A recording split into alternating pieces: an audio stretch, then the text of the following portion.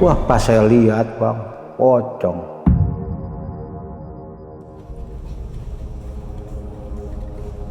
Pas saya nikung, kaget saya bang. Ada sosok orang, cewek.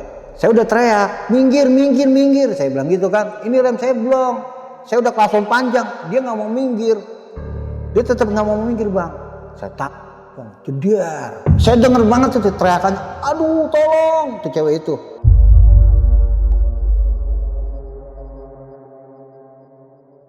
Assalamualaikum warahmatullahi wabarakatuh. Balik lagi sama gua Badru Vlog. Gimana kabarnya teman-teman hari ini? Semoga teman-teman selalu dalam keadaan sehat walafiat, gampang rezekinya dan dimudahkan segala urusannya. Amin amin ya robbal alamin. Dan juga nih buat teman-teman di rumah yang punya kisah pengalaman horor dan cuman ceritain ke teman-teman, ngapain cerita ke teman-teman? Datang ke sini aja. Kita podcast di sini, langsung aja kita gaskan Branding Sahdu di sini dan langsung aja hubungin ke kontak di sini nih. Dan alhamdulillah kita udah berhasil lagi nih menghadirkan narasumber. Nah, narasumber ini salah satu driver nih dan sering membawa mobil truk. Langsung aja kita sapa narasumber kita. Halo Pak. Ya, Siapa bang, namanya nih Pak? Bang Glenn bang. Bang Glenn, Iya. Pak Glenn. Iya, Oke, Pak Glenn sekarang aja. tinggal di mana nih Pak? Saya Jakarta bang. Oh Jakarta. Sekarang. Iya. Terima kasih Pak Glenn ya nyempetin waktunya ya. Iya sama-sama. Ini cerita di daerah Jakarta atau di mana nih? Yang nanti bakal ceritain. Daerah Palembang ya, Sumatera. Sumatera. Iya. Wow, jauh nih kita nyebrang laut nih. Iya. Oke, dan kita terima kasih Pak Glenn ya nyempetin Iya, waktunya ya. sama-sama, Bang. Oke, siap tahan dulu Pak Glenn. Iya bang. Oke, sebelum lanjut ceritanya buat teman-teman yang nontonnya di kamar sambil rebahan jangan lupa tuh lampu kamarnya dimatiin. Dan buat abang-abang, bapak-bapak jangan lupa seduh dulu kopinya biar makin syahdu. Gak usah lama-lama lagi, langsung kita gaskan. Wah.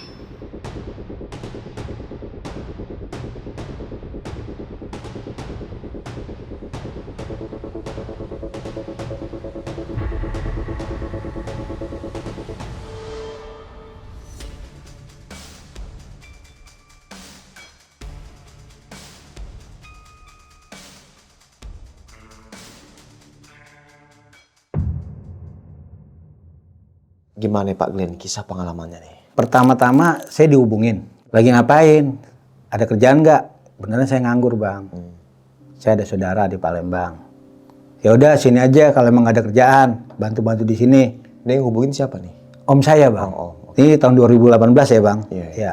Serius nih om, saya bilang gitu. Iya serius. Udah berangkat. Tapi saya nggak ada ongkos nih om. Udah ntar ditransfer. Iya. Udah. Yang penting lu nyampe aja di rumah.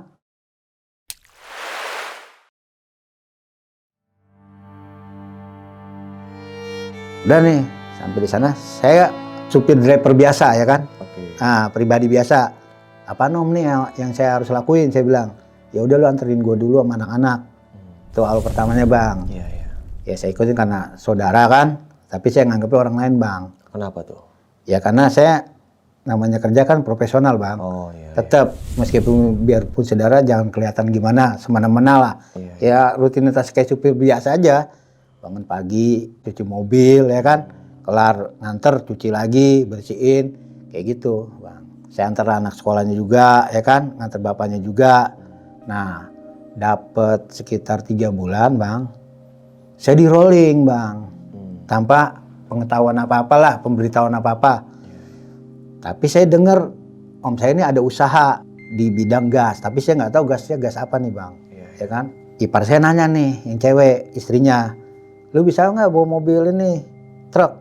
Bisa, saya bilang. Ya udah tuh gantiin dulu supir, nggak ada yang bisa dipercaya katanya. Wah saya nggak ngerti dah maksudnya apa dah. Iya, iya, iya. Ya saya ikutin dah bang ya. Di daerah mana? Udah pokoknya ikut aja, ntar nyampe katanya. Deket kok.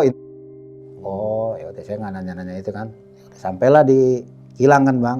Ini mobilnya nih, saya bawa lah kan. Mobil apa waktu? Mobil gas bang. Gasnya mobil apa? Maksudnya? Mobil engkel. Oh engkel. Engkel bang, warna merah. Kok nggak ada keneknya saya bilang ya kan? Karena saya sering lihat-lihat juga tempat lain juga emang nggak boleh. Ya udah, saya jalaninnya bang, ya kan? Saya setar dari gudang itu jam 5 sore bang. Jam 5 sore tapi mobil udah terisi. Terus saya jalanin, sepi bang jalannya, biasalah sepi lah. Ya saya pelan-pelan kan, karena baru juga agak kagok juga nih, bukan kagok karena beda barang kan. Biasa bawa truk kan beda. mobil kecil sama mobil kan beda, tantangannya lebih besar kan. Sebelumnya bawa mobil apa? Sebelumnya truk juga bang, tapi lebih gede, Puso malah. Oh, Puso. Iya, truk tanah bang kan beda. Iya. Nah ini bawa yang lebih kecil lagi kan. Dari kecil saya lompat lagi ke kecil lagi nih mobil pribadi. Dari mobil pribadi saya bawa mobil engkel lagi kan lebih. Jadi di tengah yang gede sampai yang tengah sampai yang kecil. Saya balik ke kecil. Ya. Saya balik yang ke tengah nih ke double. Berarti kan dia tengah-tengah kan. Menyesuaikan diri aja. Iya. Udah nih pas 2 bulan berjalan, saya dengar cerita dulu bang awalnya. Oke. Dari orang-orang kilang lah ya, supir-supir kilang. Bang, pangkalan lu yang di itu ya? Daerah situ katanya. Iya, saya bilang. Hati-hati aja bang lo situ. Pelan-pelan. Soalnya sering banyak kejadian. Oh gitu ya bang. Iya. Ya saya juga pelan-pelan bang, namanya supir baru. Ya kan gitu. Cuman saya nggak nunjukin kalau saya masih sanak keluarga nih. Anggap aja supir biasa. Biasalah obrolan kecil bang. Emang dari mana bang? Saya bilang saya dari Jakarta. Baru bang kerja di sini. Baru. Cuma saya masih nutupin identitas saya. Itu dibilang kejadian apa, Pak? Tabrak lari, Bang. Oh, tabrak lari. Oke, sering tabrakan lah di situ. Iya, sering tabrak lari. Oke. Cuman saya nggak tahu titiknya. Gitu loh. Tapi yang jelas lewat terus di situ tempat itu. Iya. Gitu. Nah, setelah 2 bulan saya baru merasakan keanehan, Bang. Di situ. Karena saya kerja kan niatnya ya kerja aja dah. Dari jam 1 malam pagi lah jatuhnya ya. Saya berangkat nih ke tempat pengisian bang. Dari gudang itu perasaan sih agak gelisah aja sih. Karena apa yang mereka omong itu masuk ke saya gitu. Ke pikiran saya, tapi saya nganggapnya kecil aja gitu. Saya pikir, masa sih bukan ngecilin sesuatu, bukan. Iya, Bang. Saya jalan nih bang. Karena saya juga takut kan daerah situ kan, takut rampok apa-apa bang. Sepi soalnya. Ya sepi kan. Saya jalan nih. Pas saya sampai tikungan, itu saya udah nyium bau melati. Tapi saya masih biasa aja, ya kan, terus saja saya jalan. Tapi itu tadinya saya kencing jadi pelan-pelan saya jalan.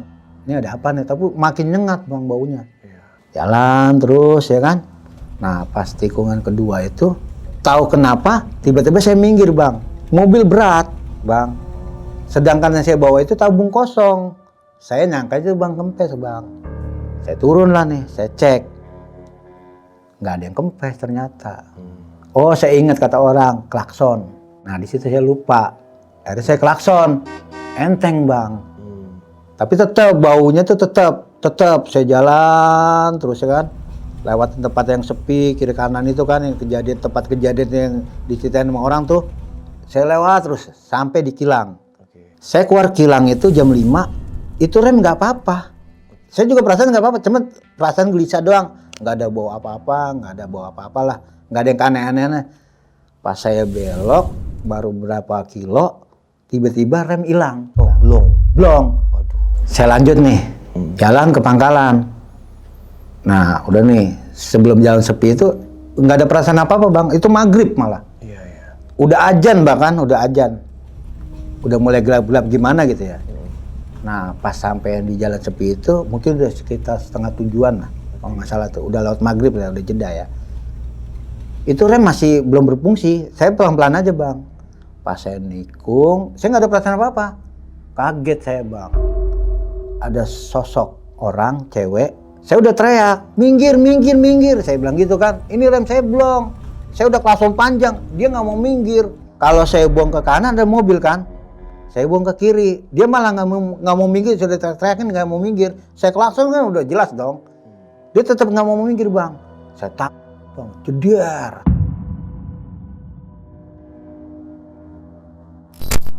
Nah, jatuh. Saya dengar banget itu teriakannya. Aduh, tolong. Itu cewek itu. Iya.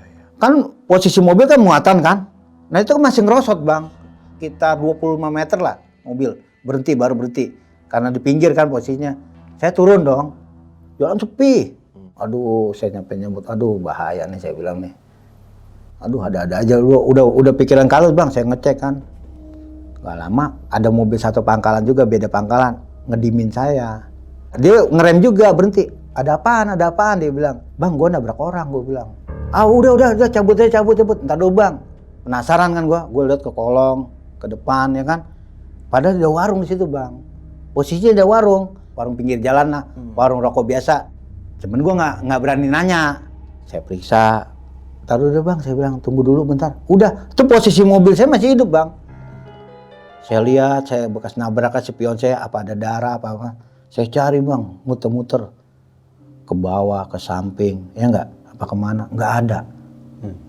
Nah kawan saya bilang, udah itu halusinasi doang kata dia. Udah cabut, ya udah. Jalanlah saya kan. Karena udah saya periksa kan, udah saya jalan ke gudang. Sampailah di gudang, itu nggak ada apa-apa kan. Cuma saya, kenapa lu buru-buru? Kata yang orang gudang. Ya saya ngomong dong, gue nabrak orang, gue bilang. Wah bahaya nih, kata kepala gudang.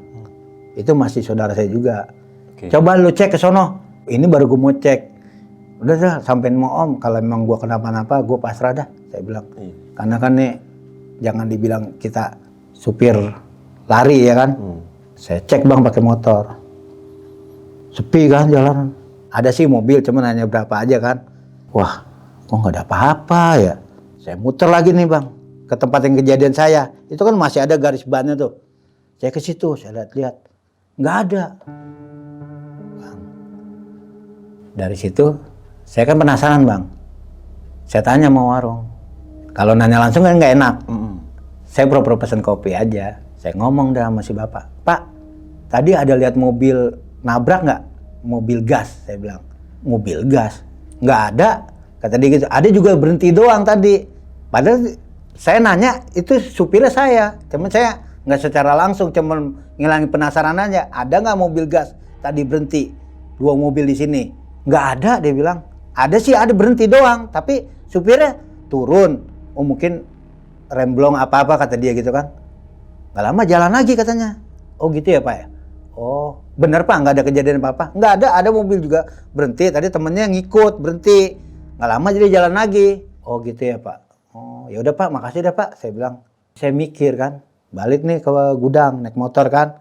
Saya bayar dulu, sebelum itu saya bayar kopi kan. Makasih Pak. Nah saudara saya kan nanya nih, gimana?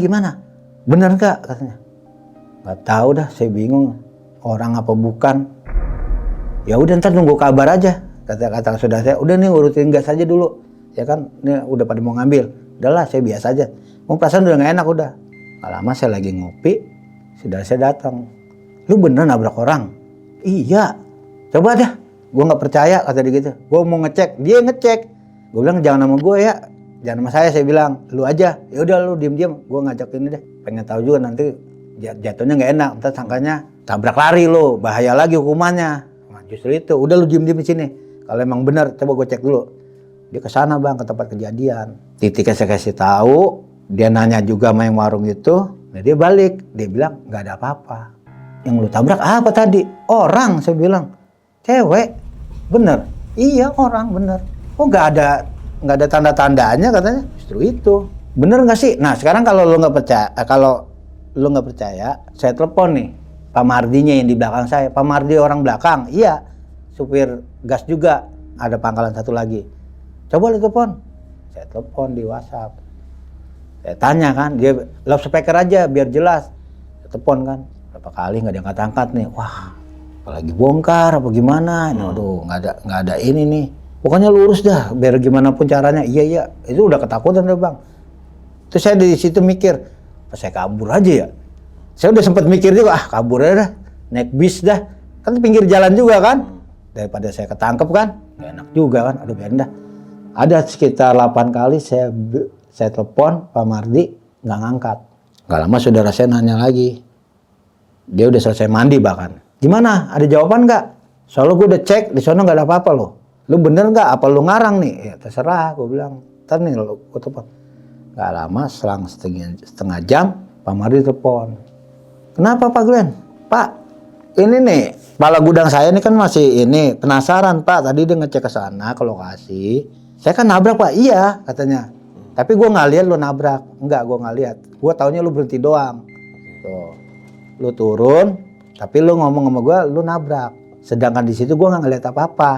Makanya lu gue suruh jalan. Tapi lu masih penasaran, masih ngeliat ke kolong orang nggak ada apa-apa. Tuh, percaya kan? Terus dia ngomong, bener Bang Mardi? Iya. Tadi emang dia berhenti mobilnya, tapi dia turun. Gue pikir apanya, bannya apa-apanya ya kan. Dia ngecek muter-muter ke belakang, nggak tahu, katanya dia bilang, kenapa Len? nabrak orang, tapi orangnya nggak ada. Udah dari situ udah kan, tuh percaya kan? Ya udah tunggu besok aja dah beritanya. Kalau memang ada ini paling polisi yang datang apa warga. Yang penting kan gue udah ngecek. Udah dari situ saya nggak tidur tuh bang.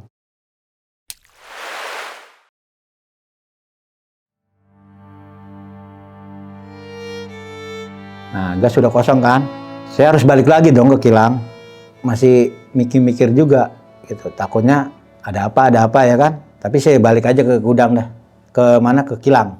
Udah mulai ngerasa nggak enak dah, pokoknya. Kayak gimana ya, yang kebayang cewek itu aja yang saya tabrak gitu loh. Cewek yang saya tabrak itu. Nah pas mau nyampe di lokasi yang saya pas mau nikung, setahu saya kaca yang sebelah kiri itu saya rapetin. Pas mau nikung itu kacanya turun bang, sendiri. Saya lihat kan kaget saya. Turun sendiri bang, kayak diputer. Kan masih, itu kan power window lah kalau kasarnya, bukan yang pencetan. Ini power window kayak diputer. Dari situ saya pikir ya, waduh kok bisa turun sendiri kaca ya? Kan aneh kan? Tapi saya nggak berhenti, saya jalan aja terus. Itu turunnya sampai full atau gimana bang? Turun pelan-pelan sampai ke bawah. Sampai kebuka semua? Iya kan kebuka, sampai pas kebukanya titiknya pas di lokasi saya tabrak lagi. Full banget sampai di situ. Karena saya rasa takut juga kan. Udah saya ngebut udah tuh. Pokoknya biarin dah, tos-tosan aja dah. Yang penting saya lewatin tempat itu dulu dah. Cari aman dulu maksudnya. Saya nggak berani nyentuh kaca itu. Pintunya juga saya nggak berani. Saya diemin aja udah. Besok paginya saya masuk kilang kan, baru saya taikin kacanya bang. Nah dari situ biasalah kalau supir kan nyebrang dulu, nunggu antrian lagi sampai jam 5 sore lagi. Itu udah nggak bisa tidur udah. Tapi omongan saya tuh belum nyampe ke pusat lah, maksudnya ke om saya. Kalau saya nabrak orang, karena kan belum ada bukti kan. Nah, om yang saya nanya itu yang bagian gudang. Saya ngomong sama dia, lu udah telepon ke pusat belum? Sampein ke big boss lah ya. Ke om yang satu lagi nih. Oh, yang ngajak bapak itu? Iya. Jangan sampai nggak ngabarin. Enggak lah, gue nggak kabarin, kata om gue yang di ini gudang nih, kepala gudangnya. Enggak lah, kalau ngabarin itu panik. Ya udah tunggu info aja. Kalau memang benar, yang minimal kan pasti polisi yang datang. Kalau emang benar, makanya gue nggak sampein ke sono. Ya udah syukur dah. Ya udah tenang-tenang aja dulu. Posisi di mana udah? Udah di kilang. Ya udah makan dulu. Ah boro-boro mau makan, udah nggak enak udah. Udah, kalau nggak tidur, udah nggak bisa tidur udah. Udah, pokoknya tidur aja kata om gue. Aman udah kata dia. Sampai ke jam 5. Keluar lagi saya dari gudang, dari kilang kan. Jalan lagi. Itu nggak ada perasaan apa-apa, biasa aja. Sampai di gudang tuh sekitar jam 7:30. Karena agak macet kan. Udah saya mandi nih kan, namanya saya supir kan, ada kenek yang nurunin kan, semua tuh. Udah nggak biasa aja dah. Cuman masih mikir, cuman ngilangin trauma aja kan. Saya manggil lagi kepala gudang tuh om saya. Kan namanya Perdi. Om Perdi, saya pulang aja dah, saya bilang gitu. Ngapain pulang? Supirnya siapa? Kata dia. Ngapain lu pulang katanya? Ini nggak ada orang katanya. Udah jangan halu kata dia. Bukan, udah nggak enak ini. Nggak usah, udah, nggak apa-apa katanya. Udah, pokoknya kalau ada apa-apa kita tanggung bareng-bareng kata dia. Lu nggak usah takut katanya. Ya udah dah, aman kan saya. Sekitar jam 1 kalau nggak salah, jam 1 pagi lah. Itu kayak saya di mobil posisinya bang, mau nutup kerang mobil. Kan ditutup tuh, kalau di gas tuh ada kerang tuh namanya ditutup pakai kerang biar supaya nggak ada yang ambil orang. Saya kebet bang, ya kan saya ikat karena besokannya mau ke kilang kan. Saya nggak langsung ke mobil, nggak, cuma habis ngikat dari mobil saya turun ngikat kerang, saya langsung naik ke kamar ke atas. Itu udah jam 1 kan, ini mau berangkat saya nih, mau berangkat, perasaan udah, tapi biasa aja, tapi kayaknya udah nggak nyaman aja dah pokoknya, karena di situ ada 3 orang bang. Kalau yang Pak Perdi ini om saya nih, ada kawannya dia berdua. Kalau saya sendiri malah di situ di kamar atas, dia di sebelahnya malah. Sekitar jam 1:30 saya turun. Saya belum naik dulu ke mobil belum. Saya nyebrang dulu ke jalan, lihat jalanan. Lihat posisi mobil gitu, mobil lain tapi bukan mobil saya, ya kan, karena udah saya cek aman kan. Pas saya balik mau ke mobil, buset di kabin bang. Kenapa? Cewek itu Di dalam kabin mobil, Bang. Itu lagi ngapain dia? Duduk aja. Tapi ngebelakangin. Nggak berani kan saya kan. Saya telepon sama saya. Ngerinya. Kenapa sih katanya? Nggak sini dulu, gue bilang. Nih, lalu bukannya jalan, ini mau jalan. Ini ada ini nih, gue bilang. Ada apa? Ada apaan kata dia? Enggak, coba lu turun sini dulu om. Gue bilang, lu lihat dulu tuh, gue bilang. Ada apaan? Coba bisa ngecek ke bantu cek, gue bilang. Apaan sih kata dia? Dia keluar tuh sama anak buahnya kan, yang satu keneknya. Dicek bang sama dia. Itu di kabin, lihat nggak lo? Gue bilang. Ada cewek, gue bilang. Ada cewek. Ah, nggak ada apa-apa. Dia lihat dari turun kan ke bawah. Nggak ada apa-apa, ngaco loh, kata dia. Udah jalan nggak ada apa-apa. Kalau lu nggak percaya, gue ke atas lagi nih, ke gudang. Ini kan mobil. Ini sebelahnya kamar dia nih. Ini di bawah mobilnya kan tingkat. Dia saking ini ditompok sama dia kan. Tuh nggak ada apa-apa. Lu jalan dah. Dari situ saya nggak berani bang jalan. Kenapa nggak jalan? Ya kan? Udah jalan. Nggak lah. Nggak jalan. Nggak ada apa-apa katanya. Ya udah dah. Lu percaya nggak percaya syukur dah. Gue bilang. Gue pokoknya nggak mau jalan. Ya udah ntar gue telepon dah, big boss. Ya udah telepon aja. Ya kan? Kalau nggak percaya. Yang penting intinya gue nggak mau jalan. Lu kenapa? Udah pokoknya gue nggak mau jalan. Terus lu di mana? Lu ngapain di seberang situ? Udah pokoknya nggak mau jalan. Lalu terus kenapa madep belakang mulu? Lu gua takut kan? Saya takut bang. Madep ke depan tuh takut. Dia tuh kayak mau begini gitu loh. Kayak orang pengen disapa gimana sih? Tapi itu masih ada sosoknya? Ada. Intinya gua nggak mau. Gua nggak mau jalan dulu ke Gilang. Iya ada apa? Ada sosok. Nggak ada apa-apa di center-center sama dia. Sama om saya tuh, Ferdi. Di center-center nggak ada juga. Tapi saya nggak ngeliat dia nyenter-nyenter enggak. Pokoknya saya ngebelakangin terus posisinya. Sampai pagi jam 6 baru saya balik badan. Itu mobil nggak jalan. Wah kena tegur saya kan. Kenapa nggak jalan gini-gini? Udah daripada alasannya gini-gini takut. Karena kan nggak ada kabar nabrak orang kan. Saya alasannya sakit aja udah. Terus lagi nggak beres saya bilang. Waduh ya udah dah. Tapi pas pagi itu abang ngecek gak sosoknya masih ada atau enggak? Udah nggak ada. Udah nggak ada. Karena kan udah jam 6 pagi kan. Siapa juga kagak berani. Gak bakalan berani. Saya nengok itu, dia pas saya lihat begini, saya juga mau belok itu berat juga. Kayaknya harus ditompok begitu loh. Kayak begini berat gitu. Makanya tapi saya langsung posisinya ngebalikin badannya tuh kayak robot gitu. Pokoknya harus mantau ke dia.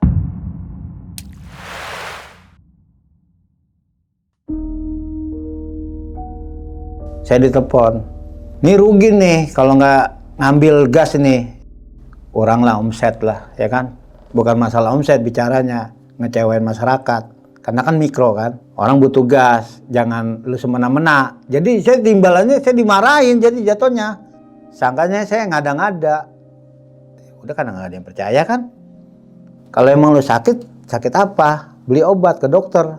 Saya ke dokter nggak mau, saya bilang alasan sakit perut. Padahal saya takut. Nah udah gitu, besokannya saya nggak narik lagi kan. Kena tegur juga kan. Biasa ngopi makan ya kan. Di gudang tuh udah biasa. Datang mobil yang biasa-biasa tuh yang susulannya. Nah mobil itu tetap akum kan. Karena bawaan saya kan. Gak ada yang mau bawa kan. Emang nggak boleh. Sampailah jam 11 malam. Om saya nego lagi nih pala gudang. Jadi kan lu jalan. Kemarin udah play lo katanya. Iya atau gue jadi jalan. Jalan saya jam setengah 12 malam bang. Oke. Dari Pangkalan. Itu nggak ada apa-apa. Biasa aja. Saya mampir ke warung doang tuh. Tapi bukan yang tempat yang kemarin. Yang saya lewatin itu bukan itu. Saya motong jalan, agak motong jalan. Nggak mau lewat situ lagi saya. Saya motong tengah jatuhnya. Nggak tahu lebih ekstrim lagi. Lebih ekstrim lagi. Sawah-sawah lagi lebih ekstrim. Jalan potong. Jadi nih potong jalan tapi tembusnya ke sana lagi. Ketemui jalan yang jalur yang mau arah ke Kilang. Saya ngambil ke situ. Nikung dikit, sebelum kejadian saya ke kanan. Pokoknya nggak berani dah, udah lewat situ nggak berani saya. Wah malah tambah sepi jalannya. Tapi masih jam 12, di bawah setengah 12 masih ada orang. Biasa aja lah saya kan. Sampailah di Kilang. Berhubung yang lain kan nggak ada. Kalau ketahuan orang kan nggak enak kan. Dilolosin lah sama security, udah masuk aja bang. Jadi kan saya nggak nunggu antrean lagi, yang penting mobil di dalam aja. Tahu-tahu udah diisi, gitu. Besokannya diduluin pokoknya. Tidur di mana nih? Nemenin security aja dah. Di Kilang. Udah sini aja katanya. Baru nonton TV, ngerokok sini nih. Ya udah Pak, Ngobrol biasa dah, ya kan? Gimana rame Pak, saya bilang ya. Kemarin kemana 2 hari? Dia kan nggak tahu kan, nggak enak badan, sakit perut. Emang nggak ada supir lain? Nggak ada, saya bilang. Ya udah sini aja dulu ngopi nih. Saya turun, kan di pos tuh, posnya di atas kan, mantau gas kan, karena posisinya pagi kan, belum ada orang isi gas kan. Mau kemana? Pak, saya mau kencing dulu Pak. Wah, toilet rusak yang di pos. Jadi di mana? Saya bilang, oh di dalam. Pas belok kamar mandi, lampu udah kedip tuh, yang di kamar mandi. Cuman saya nggak ngomong.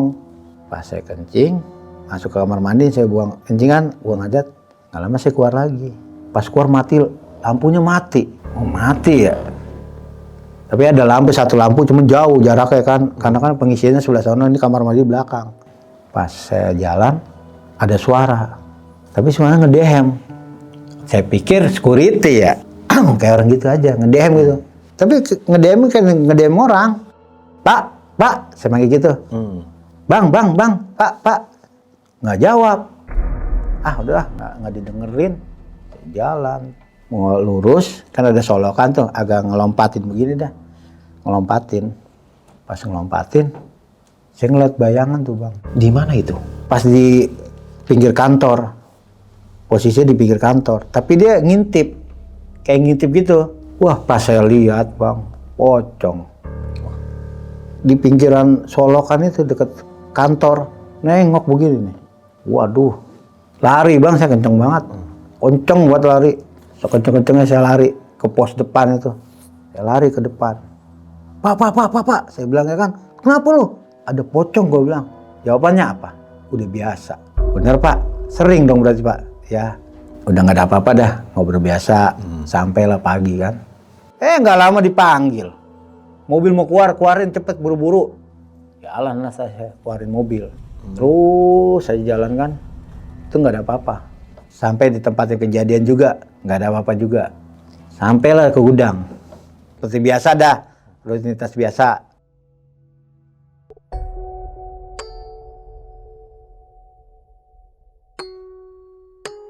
Saya berangkat, Bang, dari gudang mau ke kilang. Ya biasa aja sih, ada sedikit-sedikit agak-agak gimana gitu kan. Cuman udah biasa aja dah. Namanya kerja udah untung-untung aja lah, walau alam. Nggak ngebut, nggak apa ya, lari-lari biasa lah 80. Biasa aja kan. Sampai tikungan pertama aman. Nah, pas tikungan ketiga, yang mau ketiga, pas di tengah-tengah, saya lihat banyak kerumunan orang, Bang. Di mana, Bang? Di shelter, halte. Mahasiswa semua. Kayak mahasiswa nunggu mobil aja gimana sih? Saya jalan, saya lewatin. Ada bener nyata. Ini kan jam 4 pagi. Kok ada sih? Cuma mikirnya gitu doang. Wah, jalan terus, ya kan? Saya minggir ke warung yang rame. Ngopi dulu dah. Nunggu mobil gas yang barengan mau ngisi juga ke kilang. Nunggu dia juga dulu. Akhirnya nongol tuh mobil jam 5. Yang dari arah sono yang mau ngisi kilang bareng sama dia. Saya putar balik sama mobil itu, saya putar balik. Putar balik itu nggak jauh, jaraknya sekitar 3 kiloan lah. Balik ke jalan tadi. Pas saya balik, nggak ada Bang. Nggak ada keramaian itu, cewek-cewek itu nggak ada, shelternya nggak ada. Waduh, tambah pusing lagi aja pala saya. Udah parah nih, posisi udah parah nih. Udah ngaur dah, udah kacau, udah ngaur. Mas saya nggak cerita apa-apa. Mobil masuk kan, seperti biasa kan. Saya mikir tuh, aduh, saking penasaran kan, bener nggak sih ya. Saya nanya sama Pak Mardi, ketemu. Paginya saya ketemu sama dia. Wah, mana aja katanya. Ada Pak, saya bilang. Pak, kenapa? Kata dia. Tapi bener Pak, aman Pak. Yang kejadian kemarin aman, udah itu mah lu udah halusinasi aja. Kan gue udah bilang di situ banyak kejadian. Dia bilang gitu kan. Iya Pak, saya juga. Nah, ada lagi nih Pak, saya mau nanya nih Pak. Emang ada halte ya di shelter? Shelter kata dia. Dia kan nggak ngerti shelter apa. Taunya halte kan, menunggu bis. Shelter apaan sih kata dia? Itu Pak, saya bilang yang kayak halte nunggu bis. Oh, kagak ada, udah lama dibongkar itu mah. Sekarang udah dipindahin ke depan sono. Lu jangan mulai ngaco lagi aja kata dia. Lu arah dari mana? Lu dari arah.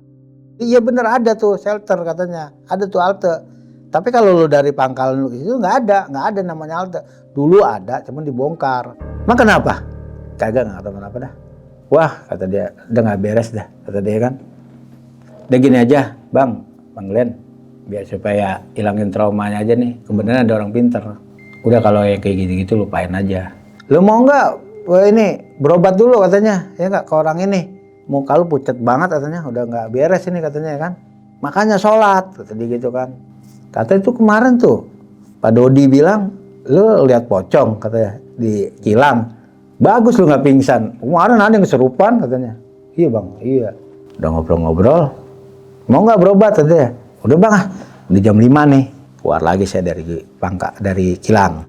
Dari kilang terus biasa aja, nggak ada apa-apa. Biasa aja terus kan saya jalanin aja dah, kuat-kuatin aja dah. Kebayang tuh udah mikirnya udah mau cabut aja dah. Kayak udah nggak normal hidup nih, udah nggak enak dah pokoknya. Bawa mobil juga kayaknya ntar berat, ntar enteng, ntar berat, ntar enteng. Kalau bawa yang lain tuh enggak. Makin kesini sering jalan jam 10 malam kan, sampai di kilang biasa kan udah kenal kan, masuk aja mobil, penting mobil di dalam aja udah. Warung kan 24 jam tuh kalau di kilang. Namanya Bang Mail lah yang jaga warung itu. Sini Bang Len, ngopi. Ya Bang, makan dah Indomie. Muka lu pucat amat kata dia. Biasa aja kawan kata dia gitu. Iya ya Bang, iya nggak apa-apa. Udah biasa aja, yang penting malah klakson. Kalau kemana-mana klakson. Permisi, buang ludah, kemana-mana lu klakson. Udah katanya, udah biasa aja. Udah itu kan udah biasa kan. Langsung demam saya Bang. Awalnya hidung dulu mampet. Tapi saya paksain masih. Saya paksain terus. Sampai lagi di gudang kan. Dari kilang, sampai lagi di gudang. Bongkar, duduk. Separuh tidur gimana sih? Pokoknya nggak bisa tidur dah. Habis mandi, udah ngantuk emang ngantuknya. Wow, ngantuknya udah luar biasa dah, ngantuk banget. Gelisah aja gitu tiap hari, gelisah aja. Yang ada di pikiran saya tuh repot juga nih. Ditambah nggak tidur, tambah narik. Saya telepon om saya, Mang, kan manggil Mamang. Mang, saya mau rehat dulu dah. Terus itu gantiin siapa? Ntar tunggu sehari lagi dah lo, ntar biar cari supir. Mungkin Mang aja dah. Lu kan ngukurin sampai pagi mulu, ntar lu gerutu lagi gini. Enggak kan lu tahu sendiri. Ya udah ntar sehari lagi lu balik ke kota Palembang. Baliklah saya ke sono. Sering cerita saya ke sono Bang. Biasa lagi balik lagi kayak bawa mobil lagi biasa tapi mobil pribadi. Di rumah nih. Kesannya sih biasa aja, rumah kan sepi tuh di Palembang, tingkat juga. Jadi di bawah biasa, kamar di atas 3. Saya kamar yang ponakan saya namanya Gagah, anaknya Gagah. Nah ini si Gagah ini deket sama saya, baik anaknya kan, karena masih sekolah juga, dia kuliah dia. Tawarin lah om tidur aja di kamar Gagah om. Ngapain sih dibawa mulu, saya kan nggak enak kan. Ngapain sih dibawa mulu, enggak lah enakan di bawah.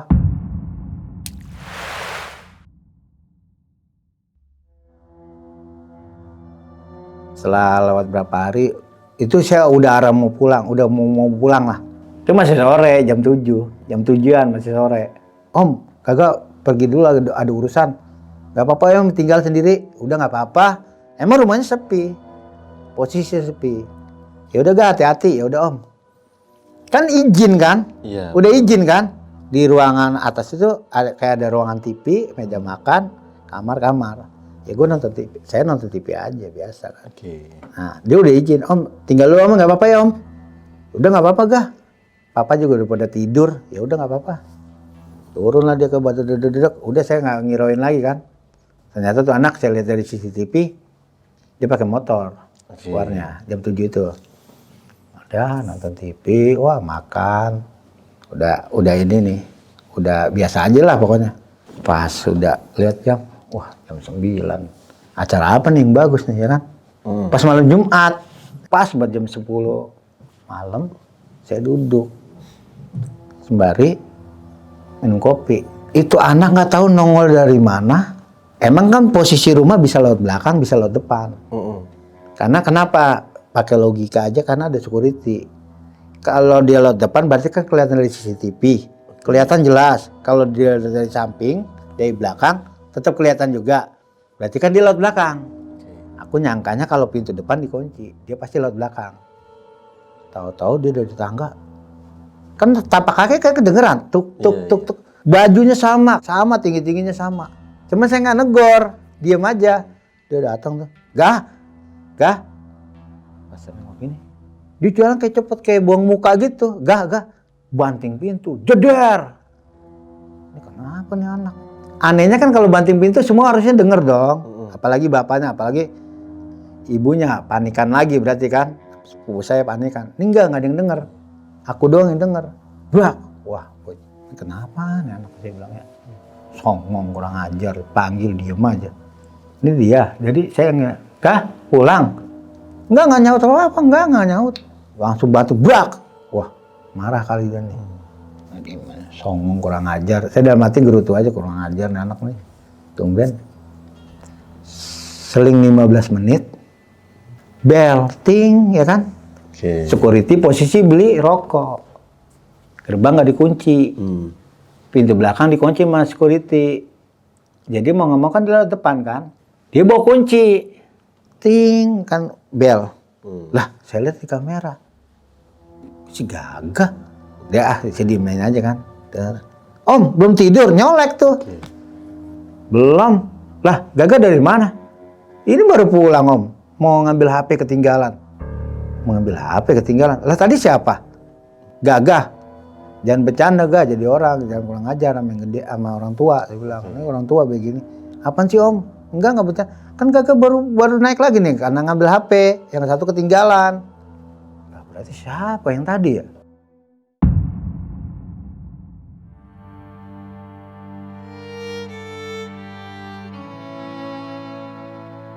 Akhirnya diizinin pulang saya, Bang. Pulang itu kan udah nggak nyaman dah. Udah pulang, sakit saya 2 minggu kan.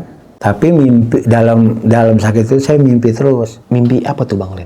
Mimpi di sana terus di jalan-jalan yang saya jalanin, lihat halte, lihat anak perempuan tabrak lari, pokoknya banyak. Terus orang dibegal, pokoknya korbannya tuh mahasiswa semua. Diliatin semua, di back semua gitu. Cuman karena saya nggak ngerti kan. Jadi ini perempuan ini nunjukin esensi dia kalau dia ini kejadian seperti ini gitu loh. Ternyata dalam mimpi saya dia ditabrak sama motor. Perempuan ini ditabrak motor. Itu nggak mati.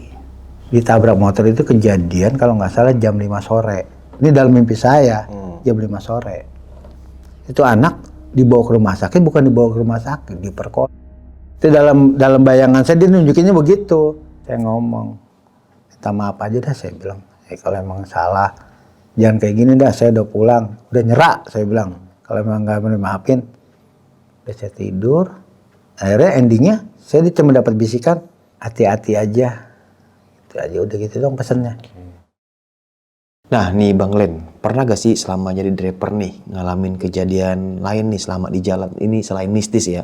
Contoh misalkan abang nyenggol motor atau ada insiden apalah selama di jalan. Boleh dong di-sharing Bang? Ya pernah sih dulu, pernah. Itu arah dari Jakarta mau ke Palembang. Malam juga itu kejadiannya. Itu sih jelas begal emang. Oh itu sebelum kerja sama Om ini? Udah kerja malah. Ya awalnya sih nggak percaya kan, katanya segelintir ngomong rawan lah katanya kan. Tapi bagaimana rawan nggak rawan kan harus lewat situ juga. Jadi dari Jakarta bawa pulang mobil Grand Max itu ke Palembang. Karena saya posisi saya juga masih kerja di sana kan. Itu kan belum ada tol. Jadi dari Bakahuni, Lampung, Kalianda terus sampai Palembang. Itu maghrib sampai di Merak itu sekitar jam 8. Jam 8 atau jam 9. Ternyata nggak bisa, kapalnya penuh. Nunggu lama dah. Waduh, lama. Pokoknya pas memang ada gelombangnya lagi nggak bagus. Kalau nggak salah gelombangnya besar. Jadi agak kepending kapal kan. Om saya nggak percaya nih. Coba lu lari ke itu. Ke kapal speedboat yang cepat. Bedanya kan dikit. Cuma nggak jauh sih, beda sekitar 150 ribuan. Kapal cepatnya. Ternyata nggak bisa juga. Ya udah tunggu aja dah. Telepon lagi. Gimana? Aman nggak? Aman Om, dapat nih. Tapi kapal yang jam 2 Pak, jam 2. Ya udah nggak apa-apa dah. Berarti malam dong lo, kata dia. Ya bagus gimana Om? Ya udah hati-hati aja dah. Nah udah begitu nyebrang kan Sampai di Bakauni itu jam 1. Langsung jalan nih ke jalan. Terus aja kan. Waktu itu kan belum ada tol kan. Masih jalan biasa. Laut Lampung lah, laut Kalianda. Terus aja pokoknya. Sampai ke Palembang. Nggak ada perasaan apa-apa. Cuman memang posisi mobil kenceng. Ada motor, 2 motor. Tapi isinya 2 orang. Kalau nggak salah motornya motor King gitulah. Ada lampunya. Dia mau ngedulin saya kan. Dia sebelah kanan. Dia mau ngedulin. Yang ngatu udah sebelah kiri. Tapi nggak kuat nguber kan. Karena posisi kencang. Nah tapi yang ini udah mau masuk palanya nih. Udah mau motong begini. Ya kan denger cerita begitu begal. Wah siapa lagi nih. Posisi jam segitu lagi. Udah mau jam 3. Pokoknya aneh aja udah. Mau nggak mau lah.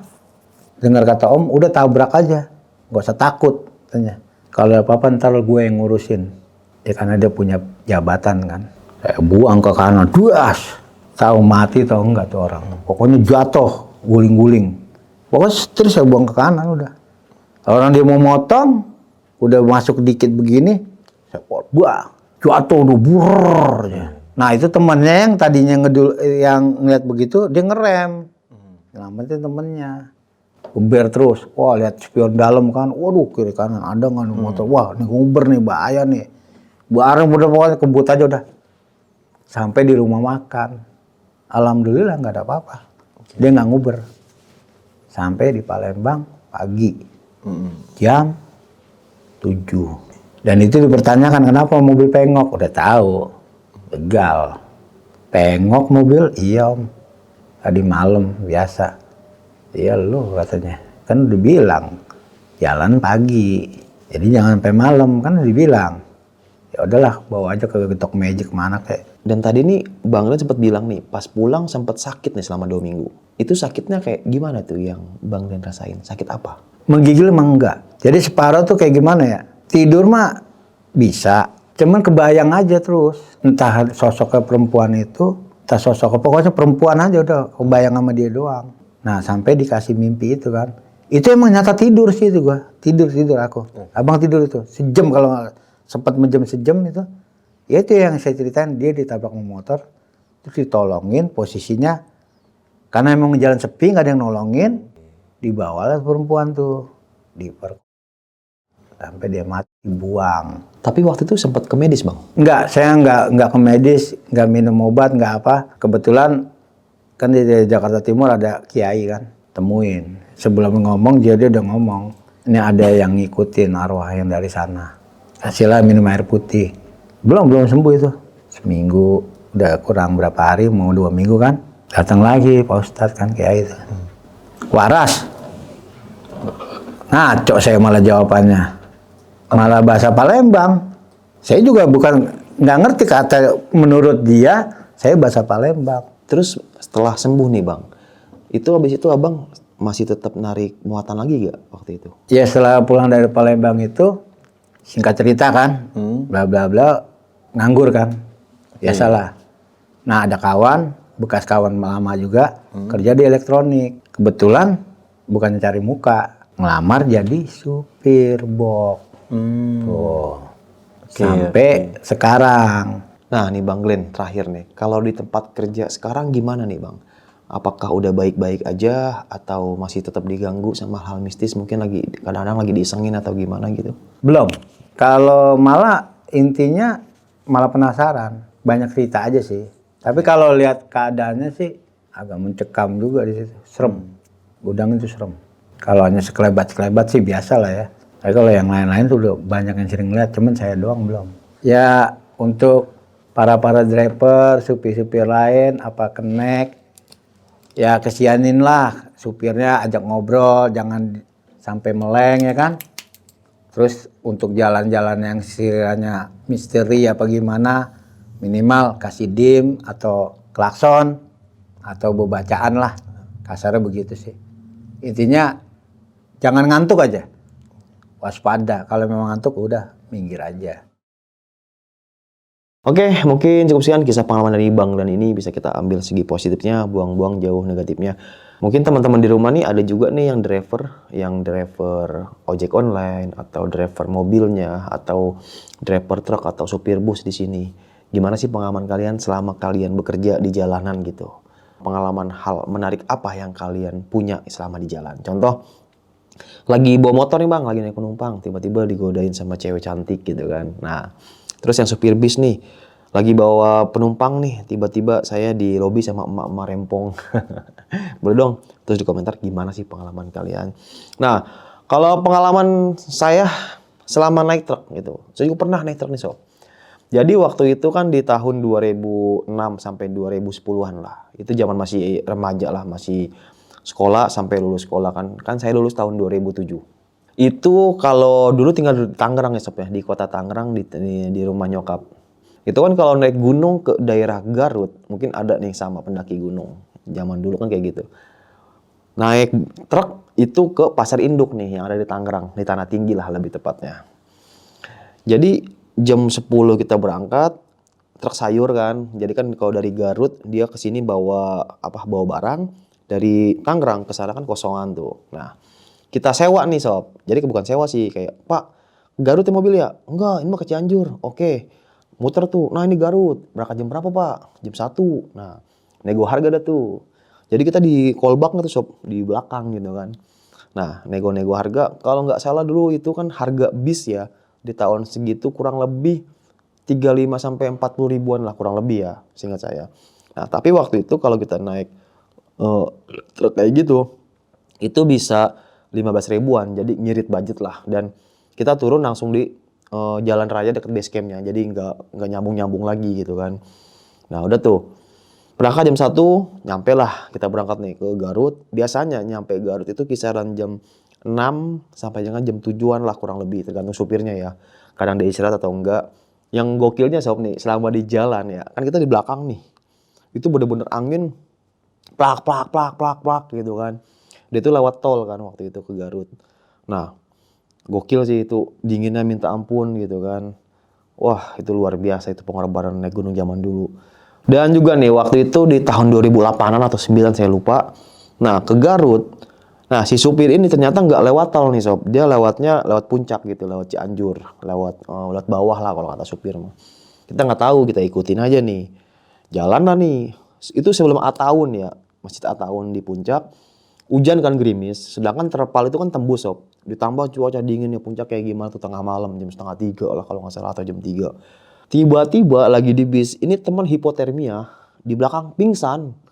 Kita lagi sibuk, jas hujan, udah sibuk, pokoknya udah sibuk banget daripada basah.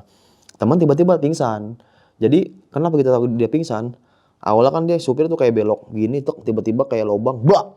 Nah, nih bocah kita mah teriakan. Dia diem aja, kayak tidur. Sepulus-pulusnya orang tidur mungkin langsung bangun kan, tapi dia nggak bangun-bangun nih sob. Kita bangunin, wah itu gila itu. Akhirnya kita bangun ternyata pingsan. Nah, kita langsung berpikir, wah nih hipotermia gitu, karena suhu badan tuh udah wah dinginnya minta ampun gitu kan. Akhirnya pir turun lah nih kita ngelewatin Al-Hazom Ataun. Tret itu udah arah puncak pas lah saya lupa. Turun, kita bawa nih ke warung, kan waktu itu masih ada warung kan. Bawa ke warung ternyata bener, dia hipotermia. Akhirnya ada teteh, saya minta tolong ke teteh, tolong teh, minjem tempat buat ini teman pingsan. Wah iya, baik banget tetehnya, langsung dikasih tempat. 1 jam, kalau nggak salah 1 jam atau 1,5 jam lah kurang lebih, sadar. Dan dia bilang, gue di mana gitu kan. Oh ternyata dia hipo gitu kan. Dan di detik itu dia masih belum bisa merasakan badannya, masih kayak nggak berasa lah, cuman baru mata sama mulut doang yang ngomong. Tetap langsung kita tanganin lagi, kita ganti bajunya dan lain-lain. Alhamdulillah sadar, itu sadar full. Dia itu jam 5 sampai jam 6 pagi lah kurang lebih. Akhirnya kita diskusi ke teman-teman, ya buat ke arah ke Garut pun kalau mobil truk udah nggak ada kan, di situ pun udah susah jadinya. Karena udah mager, akhirnya kita lanjut ke Cibodas, ke Gunung Gede waktu itu. Nyampe lah base camp. Awal kita mau ke Gunung Papandayan yang di Garut. Akhirnya kita ke Gunung Gede. Nah, nyampe si base camp, bocah yang hipo ini, itu dia pingsan lagi. Gitu. Nggak tahu tuh bocah ternyata ya emang lemah ya. Kondisinya lagi lemah. 1, dia kurang tidur, pulang kerja langsung dipaksain. 2, emang katanya dari berangkat pun emang udah meriang badannya. Ya jadi poinnya, kalau emang badan udah gak enak jangan dipaksain gitu. Karena hipotermia itu sakit-sakit yang benar-benar gimana ya, ekstrim lah. Meninggal dalam kondisi nyaman. Jadi kita tidur. Innalillahi wa inna ilaihi raji'un. Wah, ngeri banget tuh. Dan itu pengalaman saya waktu naik truk gitu. Dan ada beberapa kali momen di truk nyenggol motor dan ini supir kabur dan saya kan namanya penumpang kan, bang itu motor jatuh, dia nggak dengar kan, bablas. Ya udah, tapi kita lihat kok, maksudnya dia nggak sampai pingsan atau gimana, jatuh bangun lagi karena kesenggol gitu. Ya itulah perjalanan saya selama naik gunung.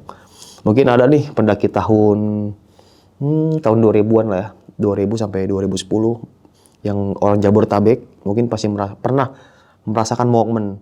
Orang Jakarta Timur pun sama, dia naiknya dari Pasar Induk Ramat Jati. Kalau orang Tangerang dari Pasar Induk Tanah Tinggi, macam-macam lah. Kalau kalian pernah gak kayak gitu? Sampai jumpa di kisah selanjutnya. Wassalamualaikum warahmatullahi wabarakatuh. Maaf ya kalau curhat sedikit. Dadah. Buat kalian yang punya pengalaman horor, langsung aja chat ke nomor 0877 1671 5337.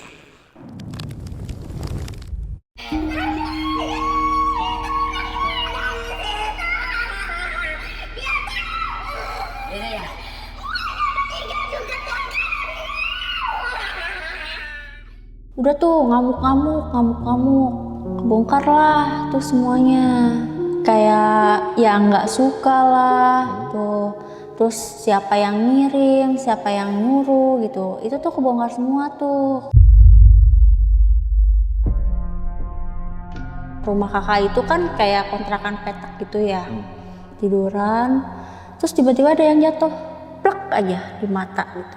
Aku sadar nih ada yang jatuh, tapi aku nggak buka mata dulu. Terus aku pegang, aku raba-raba, kok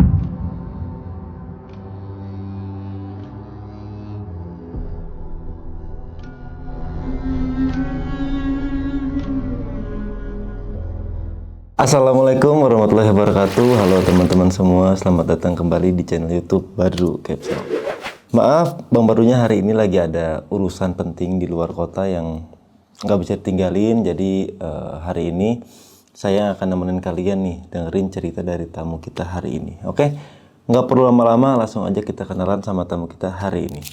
Halo Kak. halo Kak. Siapa namanya nih? Aku Dwi, biasa dipanggil Dwi. Oke, ini Kak Dwi tinggal di mana kalau boleh tahu? Aku sekarang di Parung Bogor. Bogor. Oh, oke, Iya. oke. Tadi gimana Kak perjalanan?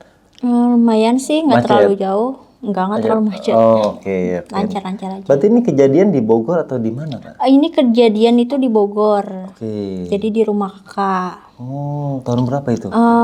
Kejadiannya awalnya itu 2016. Berarti di tahun itu kakak udah kerja atau? Masih sekolah Bang, itu kelas 3 SMP. Oh, berarti udah mau lulus ya itu ya? Udah mau Oke, lulus.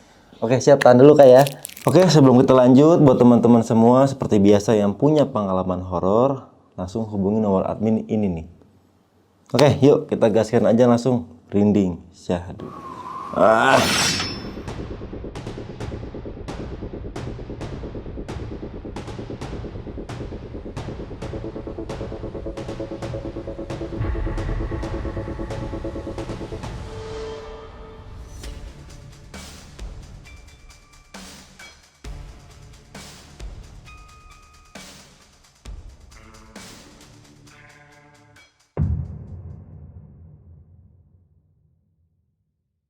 Gimana nih Kak Dwi, kisah pengalamannya? Kisah pengalamannya itu awal 2016 ya Bang. Nah, di situ aku belum ke Bogor. Aku masih di Depok. Itu mau kelulusan SMP. Oke. Nah, terus aku cari-cari sekolah gitu. Orang tua juga cari-cari sekolah karena sekolah di Depok itu terlalu mahal kan. Akhirnya kakak tuh nelpon, ini sekolah di sini aja lebih murah kata gitu. Nanti tinggal di rumah kakak. Berarti katanya. kakak tuh udah tinggal di Bogor. Iya, karena kan kakak dapat orang Bogor gitu. Terus akhirnya aku pindahlah ke rumah kakak gitu. Aku pindah ke rumah kakak. aku tinggal bareng. 2016 aku masih tinggal bareng tuh. Pertengahan 2016 kakak mutusin buat ke Depok. Jadi kakak ditinggalin sendiri di sana apa gimana? Iya, tapi kadang-kadang ada suaminya, tapi suaminya pulangnya jarang gitu. Aku sendirian di Bogor. Kakak mau kerja di Depok, akhirnya aku sendirian di Bogor tuh.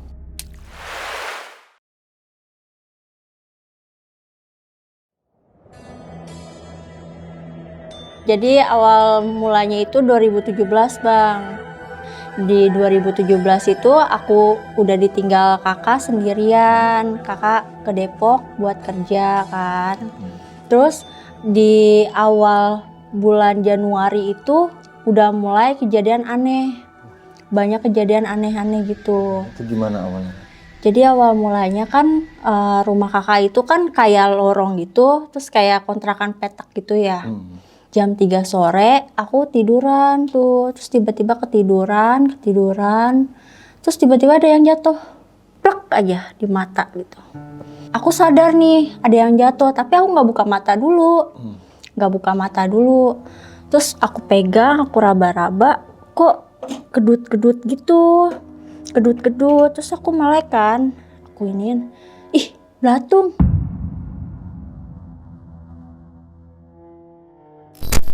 Ini belatung dari mana? Gitu. Belatungnya tuh gede Bang. Belatung maggot tahu nggak? Nah itu belatung maggot. Gendut gitu kan, gendut kayak yang udah makan gitulah. Aku bergegas buat cuci tangan gitu. Habis cuci tangan, aku lanjut tiduran lagi.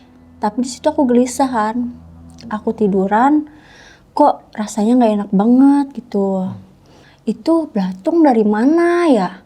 Padahal atap itu nggak ada celah sama sekali, rapet gitu. Namanya bangunan baru kan, masih baru. Akhirnya aku tidur. Udahlah aku lupain lah hari itu. Nah kebesokannya lagi nggak ada apa-apa tuh. Nah seminggu kemudian lagi aku pulang sekolah jam 12 kan. Aku tiduran lagi, tiduran gitu. Terus pas tiduran itu jatuh lah lagi tuh, tek. Tapi jatuhnya nggak di mata, nggak di muka, jatuhnya tuh di inian samping aku, tek gitu. Oh banyak Kak? Iya, tapi nggak sekaligus banyak. Jadi itu cuman 1, 2, 3 gitu. Itu masih jam 3 sore Bang tuh. Aku sapuin lah itu pakai sapu lidi. Tuh kan, aku serok ke luar rumah, aku sapu. Tapi itu ukurannya sama Kak semua? Ukurannya sama. Jadi seginilah gendut gitulah pokoknya. Belatung dari mana coba kan? Kalau dicium-cium ada bangke, tapi nggak ada baunya kan? Kalau misalnya bangke kan ada baunya kan pastinya.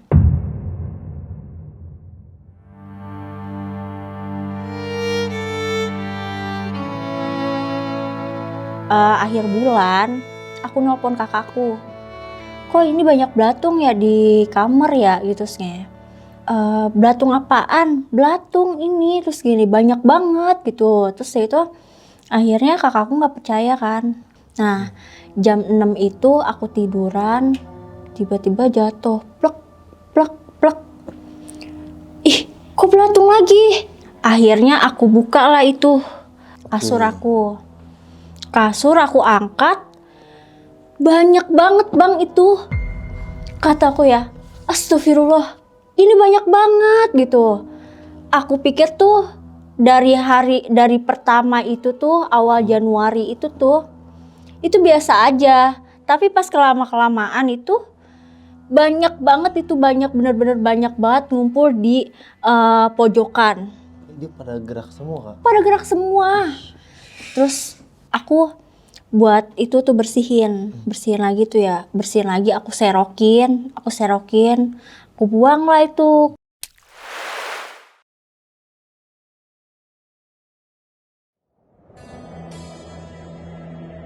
Kemudian bulan besoknya tuh bulan Februari itu aku pulang sekolah aku dapet pulang sekolah itu sore kan, sore jam 5. Aku ke ini kasur.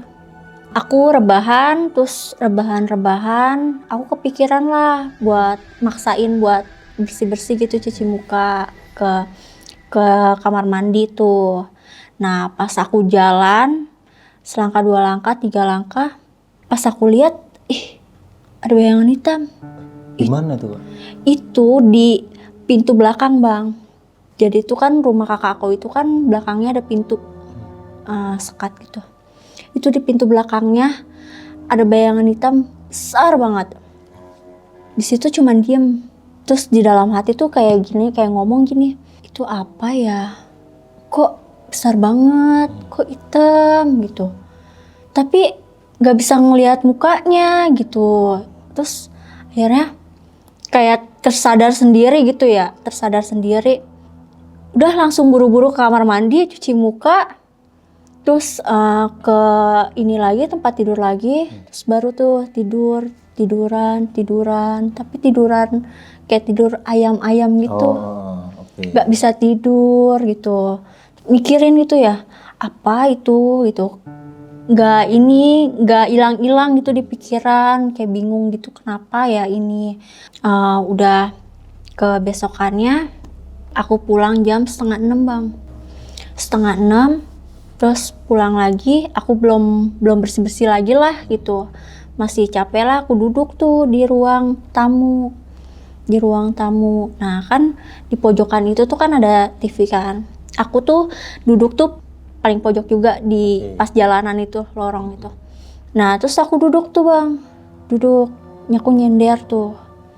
Tiba-tiba lampu mati. Tek. Terus nyala lagi, langsung. Di belakang ada yang bunyi penggorengan, neneng gitu. Aku nengok lah, itu tuh masih neneng gitu kan. Terus aku samperin tuh, saking penasarannya aku samperin. Tapi nggak ada apa-apa, nggak ada tikus, nggak ada apalah gitu. Itu masih situasinya masih goyang. Itunya goyang? Goyang, bunyi. Itu pas maghrib. Terus dari itu aku cuma bilang, jangan berisik ya gitu, jangan ganggu ya, mas saya kan lagi sendirian gitu. Terus dari itu situasinya juga hujan gitu. Terus akhirnya udah tuh dia berhenti pas aku ngomong gitu. Akhirnya aku lanjut buat bersih tuh kan. Terus aku mandi, kan aku mikirnya kan kayak belum mandi nih gitu. Terus kayak mungkin dia keganggu apa gimana gitu. Akhirnya aku beresin itu tuh yang penggorengan itu, aku beresin. Terus aku mandi, terus aku tidur.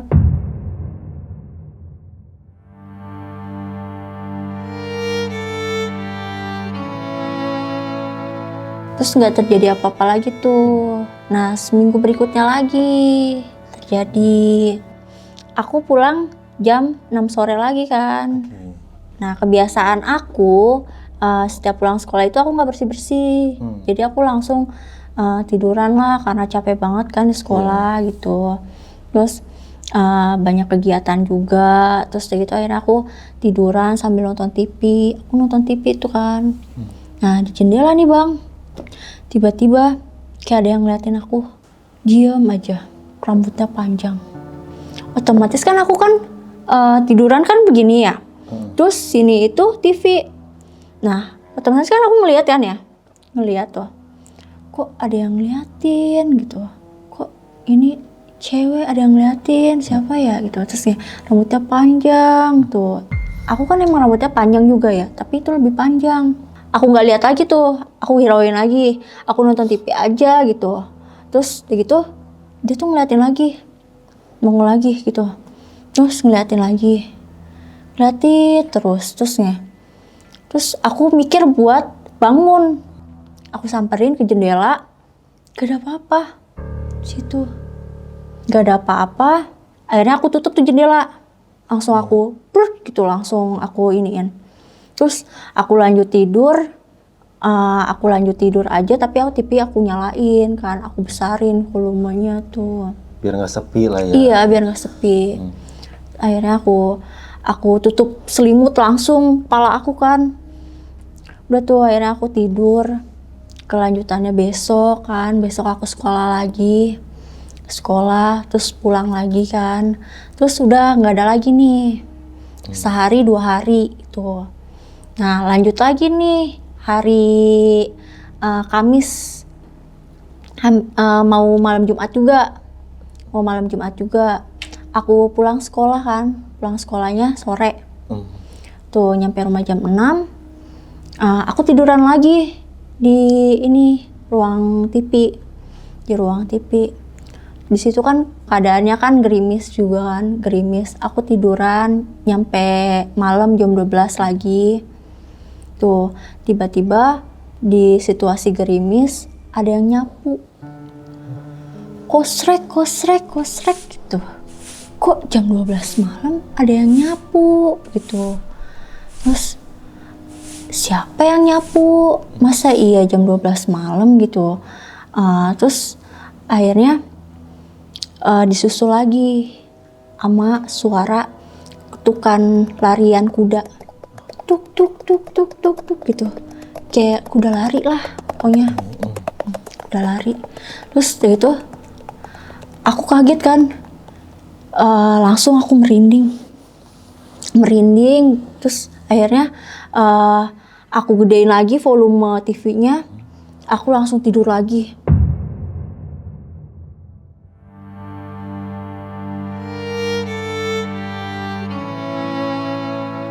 Pas kebesokannya udah nggak ada gitu kan. Akhirnya kakak aku itu pulang kan. Jadi selama setahun itu aku tuh diteror berturut-turut selama gitu aku sendirian tuh. Iya tuh. Tapi kalau ada kakak aku suaminya gak ada apa-apa bang. Tuh jadi setiap aku sendirian dia nongol. Terus ada aja dah setahun itu aku kayak diteror tuh full. Terus 2018 kakak aku pulang kan ke rumah. Gak ada apa-apa tuh. Gak ada apa-apa. Awal 2018 itu tuh aku tuh ujian akhir semester sampai Februari kan. Nah Maretnya itu aku dikabarin mamaku meninggal gitu. Tapi kan situasinya situ kan kakak lagi konflik kan sama suaminya. Lagi konflik tuh. Terus kayak gitu akhirnya kakak pergilah dari rumah. Tuh mungkin buat tenangin diri gitu kan ya. Nah, terus kayak gitu aku sendirian di rumah. Tapi tuh aku tuh di rumah tuh kayak ngerasa gelisah banget gitu. Kayak gimana sih ya, mau tidur nggak bisa. Terus kan tetangga itu kan ada tahlilan tuh. Nah, tetangga ada yang tahlilan. Terus kok makin nggak tenang juga, makin nggak tenang tuh. Terus aku ikut tahlilan tuh. Nah pas pertengahan aku akhirnya ketiduran kan, tiduran. Jadi jam 11 malam itu aku udah tidur, ada yang ngetok-ngetok bang, tok gitu. Namanya orang baru tidur kan ya. Terus kayak gitu aku nggak bangun. Terus kayak gitu akhirnya digedor-gedor tuh pintu, dor gitu. Kaca digedor-gedor juga, nggak bangun tuh. Akhirnya kacanya congkel kan, buat orang biar bisa teriak aku itu bangunin aku. Terus akhirnya aku bangun kaget. Kenapa? Aku bilang gitu kan. Kenapa? Itu ditelepon-teleponin gitu, mamanya meninggal gitu. Mama siapa? Terus kayak, mama lu gitu kayak. Itu coba ditelepon tuh. Akhirnya tetangga dari Depok nelpon kan. Halo assalamualaikum ya nih gitu kayak mama meninggal gitu tadi jam 11 malam tuh. Astagfirullah, itu baru sadar. Astagfirullah, innalillahi wa inna ilaihi raji'un gitu ya. Terus langsung tuh ke Depok. 3 hari aku nggak pulang ke Bogor kan. Aku masih di Depok, masih berduka. hari Seninnya itu aku pulang lagi. Aku lanjut ujian tuh. Habis ujian aku kelulusan kan, karena kan aku 2016 itu kan aku awal pindah ke Bogor kelas 1 kan. Nah, pas 2017 itu aku kelas 2 dan 2018 ini kan aku lulus sekolah tuh. Pas aku lulus sekolah itu nggak ada apapun, nggak ada apa-apa. Aku pikir tuh udah sampai di sini aja gitu, udah selesai teror-terornya gitu, kejadian-kejadian aneh gitu, udah selesai tuh. Nah, aku akhirnya cari kerjaan, terus akhirnya aku dapat di Jakarta. Aku ngekos lah di sana. Terus aku dapat kosan di Jakarta Selatan, terus aku kerja kan. Tuh, aku dapat kabar dari adik aku. Terus adik aku cerita, Mbak Retno kedatangan kucing mulu, kucing jalanan gitu. Tapi setiap kedatangan itu ada aja yang mati. Tapi matinya tiba-tiba. Pertama matinya tiba-tiba di kolong meja dagangan kakakku. Kakakku kan jadi tuh udah mulai usaha-usaha gitu ya, dagang. Nah, terus tiba-tiba mati itu kucing. Nah, kucingnya warna hitam juga kan, warna hitam. Terus kebesokannya lagi tuh ada kucing kecil. Nah, tiba-tiba mati juga di kolong dagangan tuh. Sampai 3 kucing mati di kolong dagangan. Kata adek gini, terus kemarin tuh ada kucing lagi, tuh kucing oren. Terus tiba-tiba itu dia mobil di depan rumah tuh. Terus dari itu akhirnya ya mungkin biasa aja kali ya, yang namanya kucing gitu, inian mungkin udah nasibnya gitulah ya. Terus akhirnya udah nggak ngirauin tuh, nggak ada apa-apa lagi tuh, sampai akhirnya kakak hamil kan. Aku dikabarin bulan Oktober menjelang November lah gitu. Aku dikabarin, Yan, gue hamil gitu. Oh, alhamdulillah dong gitu sih. Oh, alhamdulillah dong. Iya, ada keponakan baru gitu. Pas di situ bang, mulai lagi. Aku kan di kosan ya. Aku di kosan, terus tiba-tiba pas aku lagi tidur, aku kan pulang kerja kan sore juga ya. Udah pulang sore. Nah, kebiasaannya aku lagi itu gak bersih-bersih. Aku langsung tiduran dah tuh, namanya capek kerja kan ya, capek kerja langsung tiduran. Terus tiduran, akhirnya ketiduran kan. Gak tahu jam berapa aku ya, aku ngendusin itu kayak ada orang di muka aku.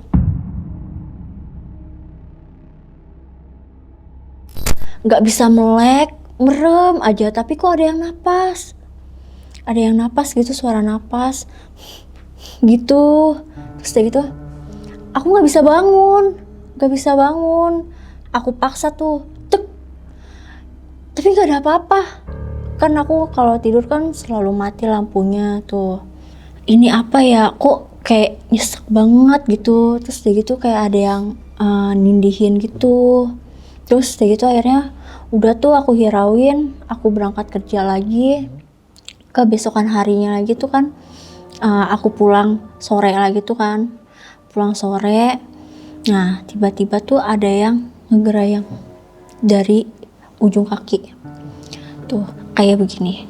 Terus aku sadar, langsung aku kayak bangun. Yang tadinya mau merem, aku langsung bangun, dek, langsung gitu. Ih, apa nih? Besoknya aku hirauin lagi tuh, kok kayak ini ya, kayak dihantuin gitu. Terus aku juga kerja nggak fokus kan, terus aku pulang kerja lagi kan. Pulang kerja tiba-tiba pas abis maghrib jam 7-an, aku ngeliat di lemari. Kan kosan aku itu tuh kan ada lemari kan di pojok. Jadi kasur, lemari di pojok, terus kayak gitu di pojoknya lagi kamar mandi. langsung kayak aku tuh mau tiduran langsung bangun, terus aku diem, tiba-tiba ada bayangan hitam lagi. Aku cuman bisa diem, itu apa ya, kok ada lagi gitu, ada lagi. Ini tuh kayak yang gue lihat pas awal di rumah kakak. Akhirnya aku kayak sadar lagi itu ya, langsung sadar gitu. Terus kebesokannya aku kerja. Nah aku kerja, tiba-tiba tuh ada teman aku ya yang bisa ngelihat hal-hal gitulah. Oh, agak gitu. peka lah dia. Iya, agak peka lah. Terus itu tiba-tiba dia ngomong, aku mau cerita deh. Terus kayak, cerita apa gitu. Gua dari pertama lu dateng tuh sampai pulang ini kerja, kok lu ada yang ngikutin gitu. Hah? Siapa yang ngikutin gitu kayak. Kan kerja kan sendiri gitu kayak, nggak ada yang ngikutin. Terus kayak, serius di belakang lu tuh ada bayangan hitam. Ada yang ngikutin lu, tinggi, gede, hitam. Apa ya kak? Jujur deh, akhir-akhir ini tuh aku tuh kayak ada yang ngentayangin gitu. Terus, nah yang ngentayangin ini nih, sosok hitam ini gitu. Terus gini, kira-kira kakak bisa gak sih kayak ngebaca dia ada motif apa gitu, kenapa ngikutin gitu, kok dia tuh sampai bener-bener ada gitu nampakin gitu. Aku nggak tahu ya kalau masalah itunya gitu, kayak motifnya apa, dia entah suka sama kamu apa nggak suka gitu ya. Intinya aku tuh ngeliat tuh dia tuh ada di belakang kamu.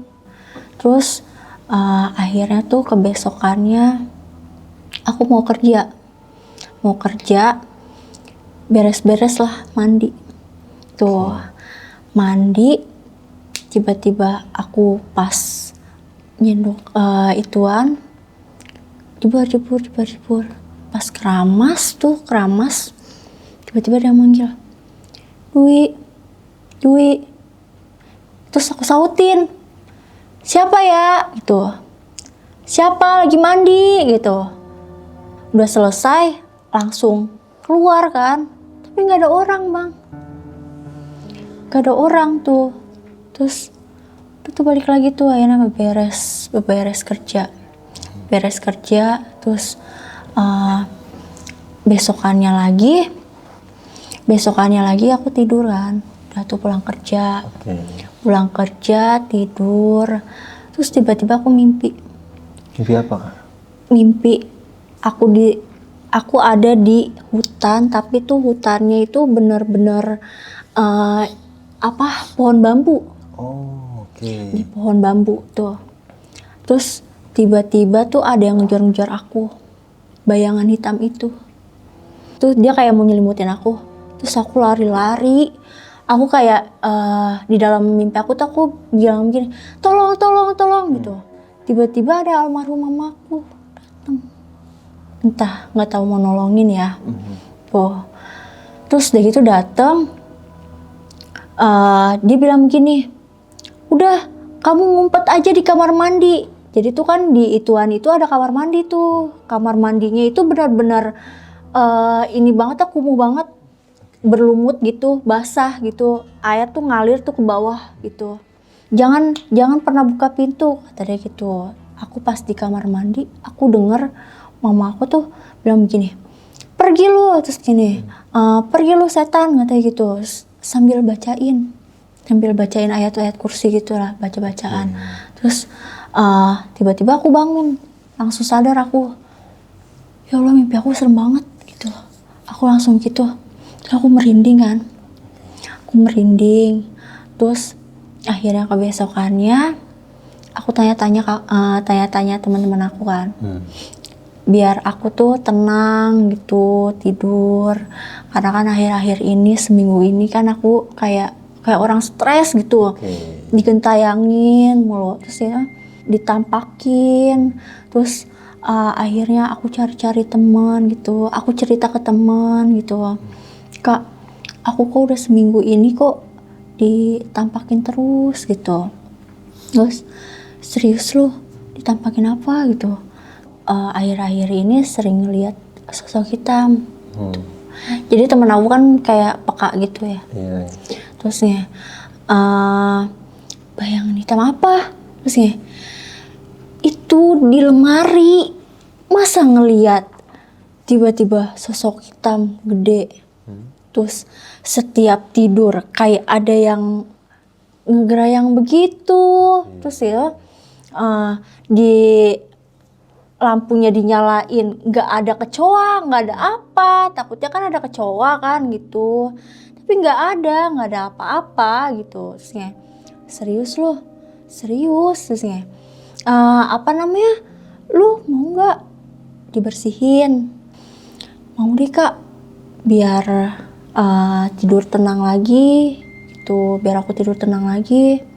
Soalnya tuh bener-bener kayak orang stres gitu, kayak orang stres gitu, tiba-tiba muncul, terus ada suara, terus digerayangin, terus tidur ada kayak yang nindihin gitu, padahal kan sendiri kan.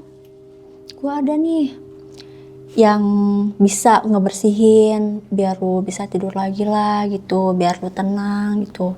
Boleh dah kak, boleh, aku mau gitu. Ya udah besok ya, kata gitu. Besoknya aku ketemukan orang itu. Nah di situ mulailah diiniin tangannya. Diapain tuh kak? Dia tuh pembersihan, tapi tuh bersihinnya tuh kayak buka aura gitu. Nah buka aura, aku diiniin, itu tuh kayak nyetrum seluruh badan aku. Terus tiba-tiba aku tuh teriak, nangis, wow gitu dah pokoknya. Sampai satu kosan itu turun, ada yang turun. Oh berarti ini di kosan di sana. Oke. Di Jam berapa itu, Kak? kosan. Jam Itu tuh jam 9 malam kan. Nah sampai jam 10. Jam 10 teriak, nangis tuh kenceng banget. Kayak gimana sih ya, emosional aku tuh kayak keluar. Oh oke. Tuh emosional aku kayak keluar, terus disamperin lah sama yang penjaga kosan. Kenapa berisik banget, udah malam gitu sih. Enggak pak, enggak apa-apa gitu. Akhirnya udah selesai. Terus yang itunya tuh bilang, kayaknya keluarga kamu kena deh, katanya gitu. Serius bang? Terus ya, apa namanya, bapak kamu terutama, bapak kamu usaha ya, kata dia gitu, dagang ya. Iya bang gitu. Iya bapak aku usaha dagang gitu. Ini bapak kamu nih diselimutin juga. Diselimutin apa nih? Katanya ditutupin usahanya. Oh. Emang di situ tuh dagangan bapak tuh bener-bener sepi banget. Sepi, terus bapak lesu gitu. Terus kayak hari-harinya itu nggak semangat gitu. Terus akhirnya kayaknya ini butuh bersihin semuanya gitu. Kakak kamu juga kena, katanya gitu. Nih kayaknya kakak kamu kena nih, serius bang. Ya serius. Terus kayak kapan nih bisa ke Bogor tuh. Tar dulu deh bang gitu. Terusnya ya udah, sekali lagi ya buat aku bersihin kamu dulu nih tuh. Nah akhirnya besokannya tuh dibersihin kan. Tapi tuh aku cuman duduk doang, dia di belakang sambil baca-bacaan gitulah, baca-baca ayat kursi juga gitu, baca-bacaan inilah. Tapi dia tuh metodenya itu buka aura dulu dari belakang. Dari belakang. Terus dia kasih botol lah. Dari belakang tuh dia kasih botol. Kamu merem ya. Dia tuh aku merem. Pokoknya jangan melek dulu sebelum abang kasih tahu. Tuh. Aku merem, terus dia kasih, ini abang kasih botol ya. Kamu nanti di sini bisa lihat apa aja gitu. Sebelum itu abang pengen ngasih tahu apa yang ada di botol ini. tuh nanti kamu terapin di situ, kamu bisa lihat nggak itu ada sosok apa aja. Di sini tuh ada sosok hitam gede banget berbentuk hewan, ada prajurit-prajuritnya. Nah di pojok ada yang sosok hitam terus akhirnya pas merem lihat bang, itu di depan gede banget kayak hewan, nggak tahu ya itu apa, ada buntutnya, terus udah gitu ada tanduknya gede banget. Di situ aku kaget tuh. Iya bang, aku ngeliat bang, ini tuh banyak banget iniannya, gerombolannya. Terus di belakang tuh, di paling pojok tuh emang ada tuh sosok hitam. Nah ini nih yang gangguin keluarga kamu, katanya gitu, kata si abang itu.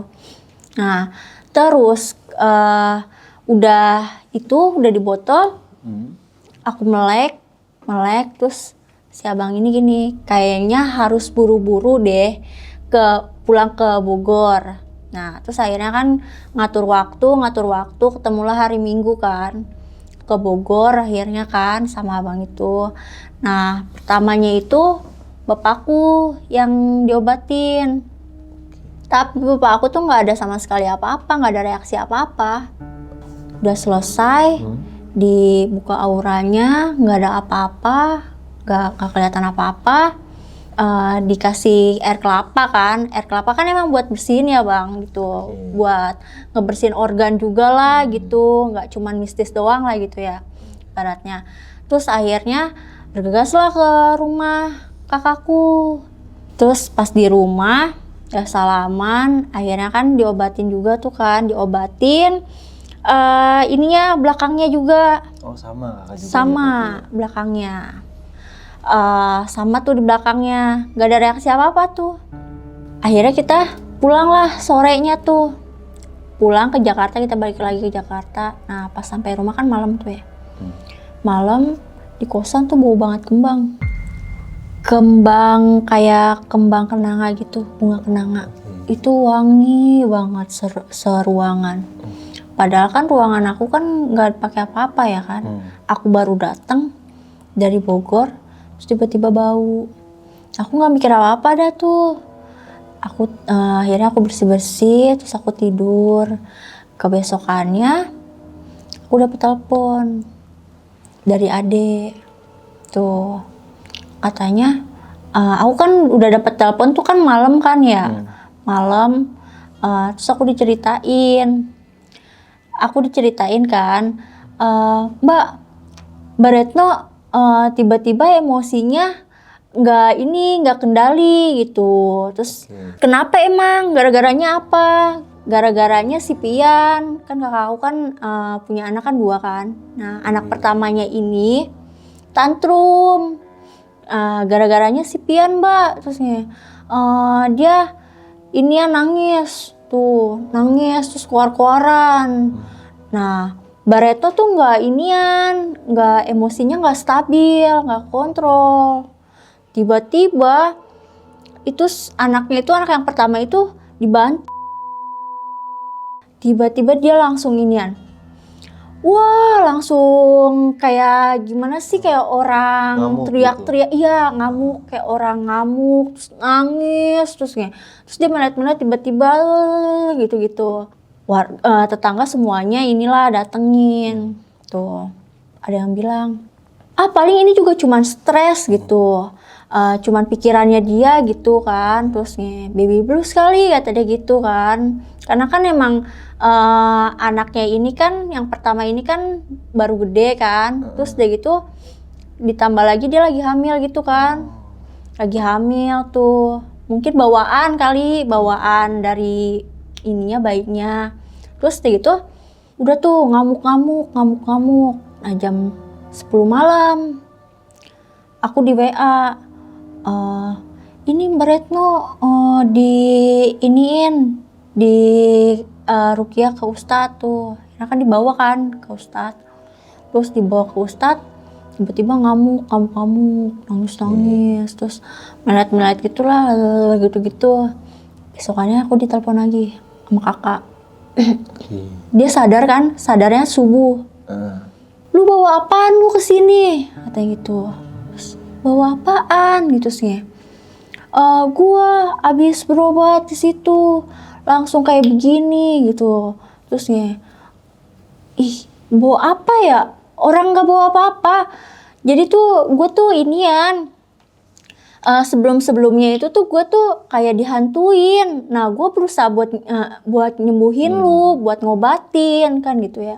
Gue nggak tahu lu jadi kayak gini. Tuh, terus akhirnya cekcok tuh. Aku udah mulai gimana sih ya? Udah mulai curiga di situ. Udah mulai curiga. Akhirnya udah aku lupain, aku tidur lah. Tapi aku tidur juga sambil mikir gitu. Sambil mikir kok jadi begini ya gitu. Terus niatnya ngobatin malah jadi war gitu. Akhirnya kakak aku tuh ngeruqyah kan di sana, ngeruqyah. Terus ngebersihin lah sama ustadz yang di sananya. Karena kan gak mungkin juga ya aku dari Jakarta lagi ke Bogor. Aku bilang coba dah cari yang bisa ngebersihin gitu, yang bisa ngebersihin di sana. Akhirnya kakak inilah ngeruqyah. Nah pas itu kan jalan mau 4 bulanan ya, nggak ada apa-apa. Aku kira udah sampai situ aja.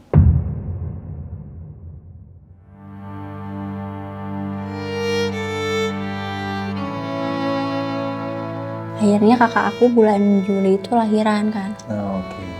Bulan Juli lahiran tuh, terus ya udahlah aku kayak liburan kerja juga gitu. Akhirnya aku liburan lah sama teman-teman aku, liburan ke salah satu pulau di Jakarta, Kepulauan Seribu. Tuh, pas di tengah-tengah perjalanan itu kakakku nelpon tuh.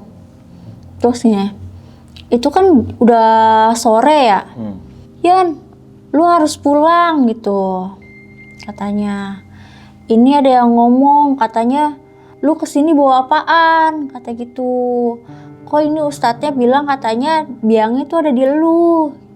Akhirnya bapak juga nelpon kan. Kamu pulang besok pokoknya gitu. Pulang. Bapak kemarin cerita curhat sama Pak Ustadz gitu. Terus kayak gitu, cerita apa Pak itu tentang kamu gini-gini. Tapi katanya ini biangnya ada di kamu. Sama berarti ya? Iya. Jadi habis teleponan itu aku istirahat bang. Aku kan bertiga kan sama temen aku, cewek semua. Tapi tuh satu tempat tidur aku doang gitu. Jadi tuh misah temen aku berdua. Terus udah gitu pas aku tidur kok aku gelisah, nggak bisa tidur. Terus kayak ada yang mau ngedeketin aku gitu. Terus aku merinding kan. Terus nggak bisa tidur juga sampai jam 1 malam. Akhirnya aku setel inilah kayak murotal gitu lah. Aku setel ayat-ayat kursi. Terus baru aku bisa tidur kan. Nah besoknya itu aku pulang. Aku bilang lah sama bapakku, tunggu sehari 2 hari dulu ya ini capek buat istirahat tuh. Oh ya udah iya tuh. Terus akhirnya aku pulang. Itu tuh ketemu kan ustadznya. Emang sih sempat kayak ada rasa panas gitu ketemu ustadznya. Terus udah tuh diruqyah aku. Tapi reaksi sama yang pertama ruqyah. Cuman ini doang, teriak doang gitu, cuma nangis kenceng banget. Terus akhirnya nggak ada apa-apa tuh, dipencet lah ini aku. Emang sakit banget itu ya, pencet. Tapi bapak aku sama adik aku tuh sempat dipencet juga kan ininya. Nggak ada apa-apa. Tapi aku doang tuh sakit banget sampai udah ampun gitu sih. Terus katanya itu tuh yang ngeliat aku ngeruqyah, kan situ ada tetangga ya. Ada tetangga katanya gini, oh auranya kayak nenek-nenek gitu. Auranya kayak nenek-nenek jelek banget gitu. Si Ani pas diruqyah kayak nenek-nenek auranya. Terus kayak sekarang mah pas sudah selesai bersihan gitu. Bersih terus kayak nggak kayak pas diruqyah gitu.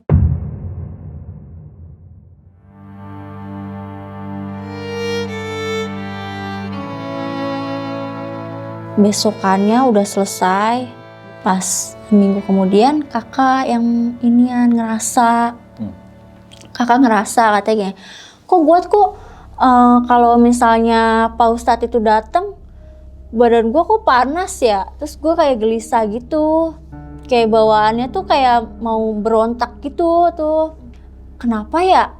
Coba deh lu inian deh, dipegang deh sama Ustadz itu. Kali aja ketemu solusinya gitu.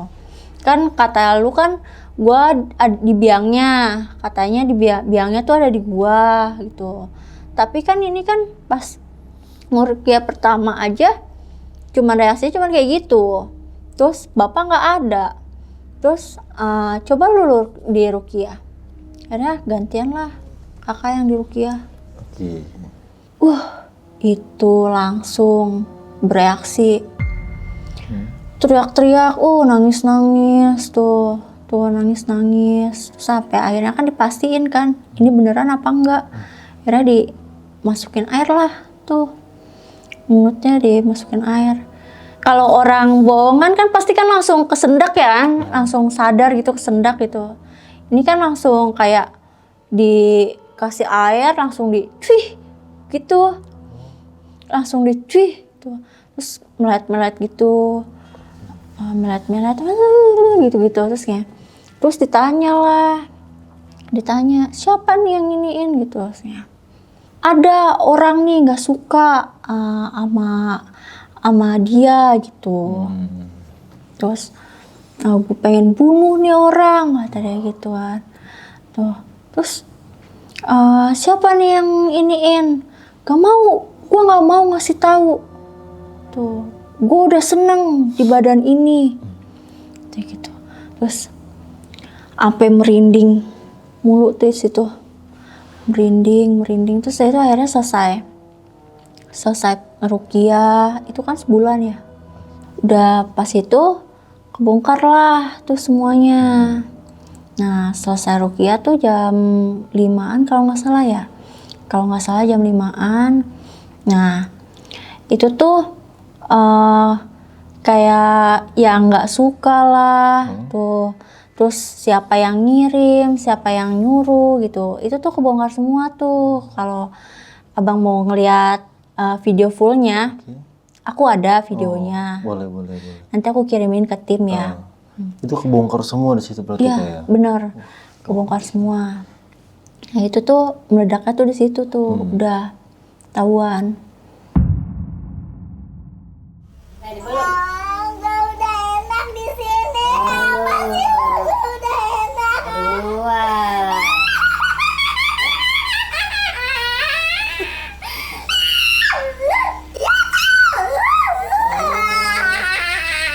Coba sebut namanya.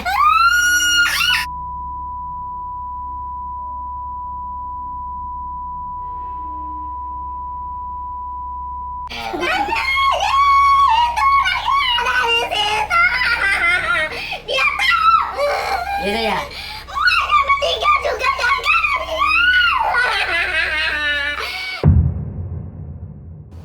Akhirnya udah selesai tuh kakakku pulang, terus besoknya lagi dihubungin lagi kan sama ustadznya. Kayaknya saya perlu ketemu lagi deh gitu sama teteh. Akhirnya ketemu, terus dia ngomong gini, boleh nggak saya ke rumahnya gitu. Akhirnya ke rumah tuh, ke rumah. Terus udah gitu, bener nih, ini rumah nih udah nggak beres, katanya gitu. Ini rumah nggak beres, terus udah gitu akhirnya kan dibersihin tuh kan ya, dibersihin sama dia dibaca-baca tuh setiap ruangannya dibaca-bacain. Udah tuh nggak ada lagi kan, nggak ada lagi. Udah mulai dari situ beberapa minggu kemudian tiba-tiba orangnya sakit, Bang. Orang yang disebutin pas kesurupan itu? Tiba-tiba orangnya sakit. Terus orangnya sakit lumayan lama kan, entah seminggu atau 2 mingguan lah gitu. Beberapa bulan kemudian orangnya meninggal, Bang.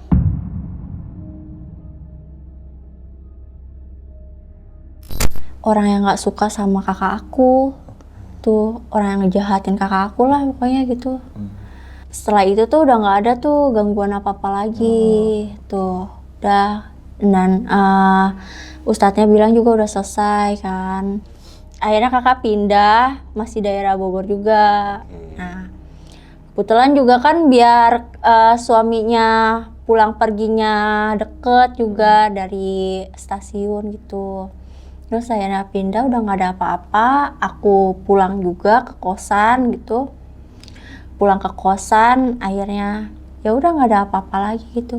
Udah selesai. Kakak di Jakarta sama bapak apa gimana? Aku di Jakarta sendiri. Jadi bapak itu pas mama meninggal itu pindah ke Bogor sama adik. Oh, gitu. jadi bapak sama adik tuh ikut kakak di Bogor? Iya, pas pertengahan 2018 itu. Oke. Tapi pas udah kebongkar semua nih, Kak. Iya. Ini tuh kalau boleh tahu kerabat atau gimana Kak yang nggak suka ini? Orang lain, bukan kerabat, bukan orang terdekat. Oh, tapi masih satu Masih kampung? satu kampung, Oh, iya. Oke. Dan itu kakak tahu nggak maksudnya dia kenapa gitu, kok bisa jahat gitu ke kakak? Itu aku nggak tahu ya, masalahnya apa, motifnya apa.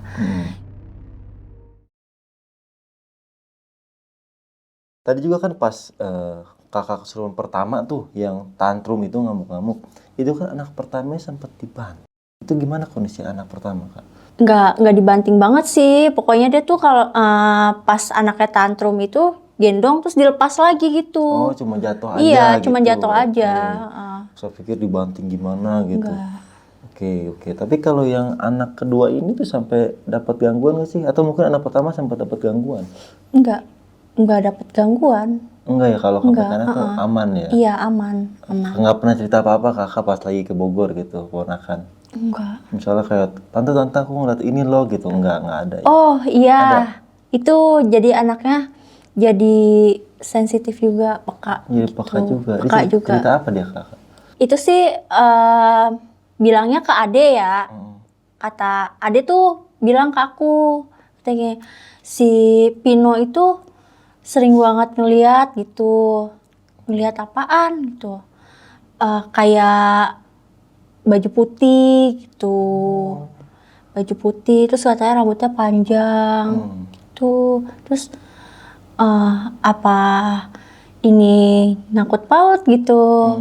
Kata aku gitu. Apa namanya, Ade sering cerita lagi, banyak cerita gitu. Anaknya sering ngeliat kan di depan rumah itu ada pohon pisang. Oke, rumah yang baru apa yang lama? Yang rumah yang lama. Oh, oke. Jadi tuh sebelum pindah tuh ngeliat dulu itu. Oke. Tuh dia jadi peka gitu. Terus mama itu ada guling di depan gitu. Kan kalau kayak gitu kan bentuknya kan guling ya. Iya. Mama ada guling di depan. Gitu. Terus nih mamanya ya udah biasa aja gitu. Ya orang namanya anak kecil. Kalau misalnya dibilang kayak kita kan bisa ngeliat kan, ya udahlah mungkin halusinasi dia gitu. Terus mama itu ada apaan tuh gitu, besar katanya gitu. Oke. Tapi kalau selain ponakan nih, adiknya Kak Dwi itu adik yang bontot lah, anak bontot lah itu cerita apa aja Kak? Ngalamin juga nggak selama ya masih ada gangguan itulah? Iya, dia katanya sama kayak aku, Sosok hitam itu? sosok hitam itu. Terus di kamar mandi katanya kayak ada yang ngeliatin. Di kamar mandi kan emang kayak atapnya itu tuh dia tuh kayak bening gitu, jadi langsung ke plong gitu ke apa namanya keluar gitu, plong gitu keluar. Iya katanya dia tuh kayak ada yang ngeliatin. Kok sama gitu? Apa mungkin dia ngerasain juga? Terus kakak, dia kan tidur kan berdua kan sama kakak kan. Tiba-tiba kakak tuh bangun, terus langsung melotot gitu. Oke. Langsung melotot dia dia langsung gemeteran. Kenapa mbak? Terus dia langsung tidur lagi. Aneh gitu ya berarti Iya, ya? Oke. Berarti itu pas masih kejadian ya? pas masih kejadian. Oke, sebelum kerasukan Iya, kebongkar semua itu ya? bongkar semua. Kan kakak beberapa kali sempat di ruqyah ya sama orang pinter lah gitu. Itu sempat nanya nggak? Kan ini tujuannya ke kakaknya Kak Dwi ya. Kok malah Kak Dwi yang lebih banyak diganggu daripada kakaknya Kak Dwi gitu? Itu kenapa? Aku nggak nanya ya, tapi tuh mungkin itu kayak prosesnya gitu dari aku dulu gitu, karena aku kan yang nyadarin gitu ya. Oke. Aku sadar kayak aku tuh bisa ngerasa, tapi kayak untuk ngelihat itu cuma sekilas-sekilas doang gitu. Oke. Terus ya begitu, nggak ada omongan dari inian, dari yang ruqyah aku gitu. Akhirnya kebongkar aja gitu. Ya, di pas terakhir itu ya, jadi iya. itu ya. Oke.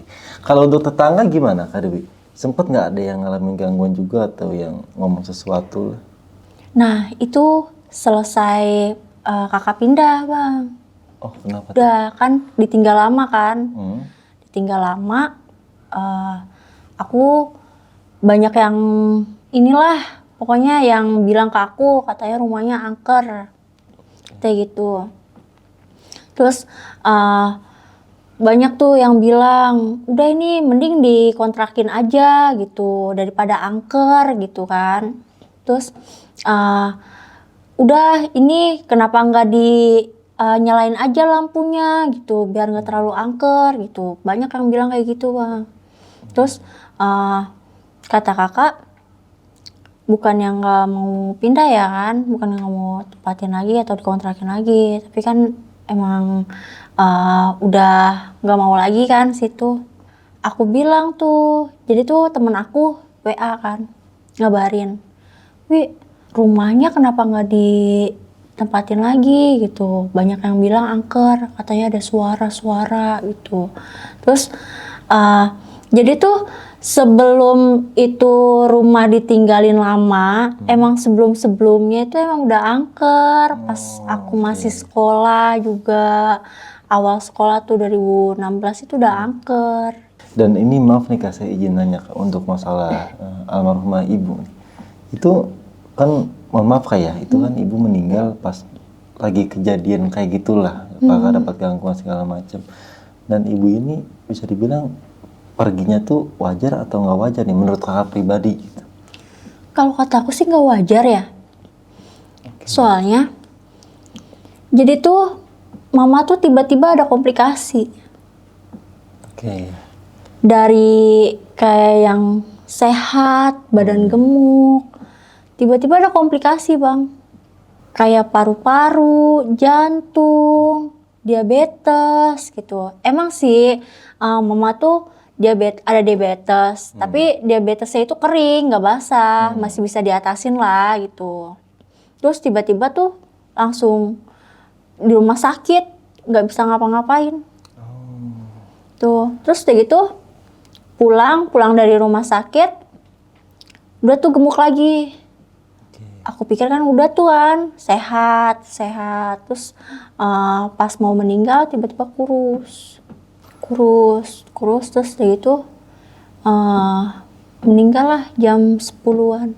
Pada intinya mama udah tenang di sana kayak kita doakan yang terbaik aja buat mama. Oke.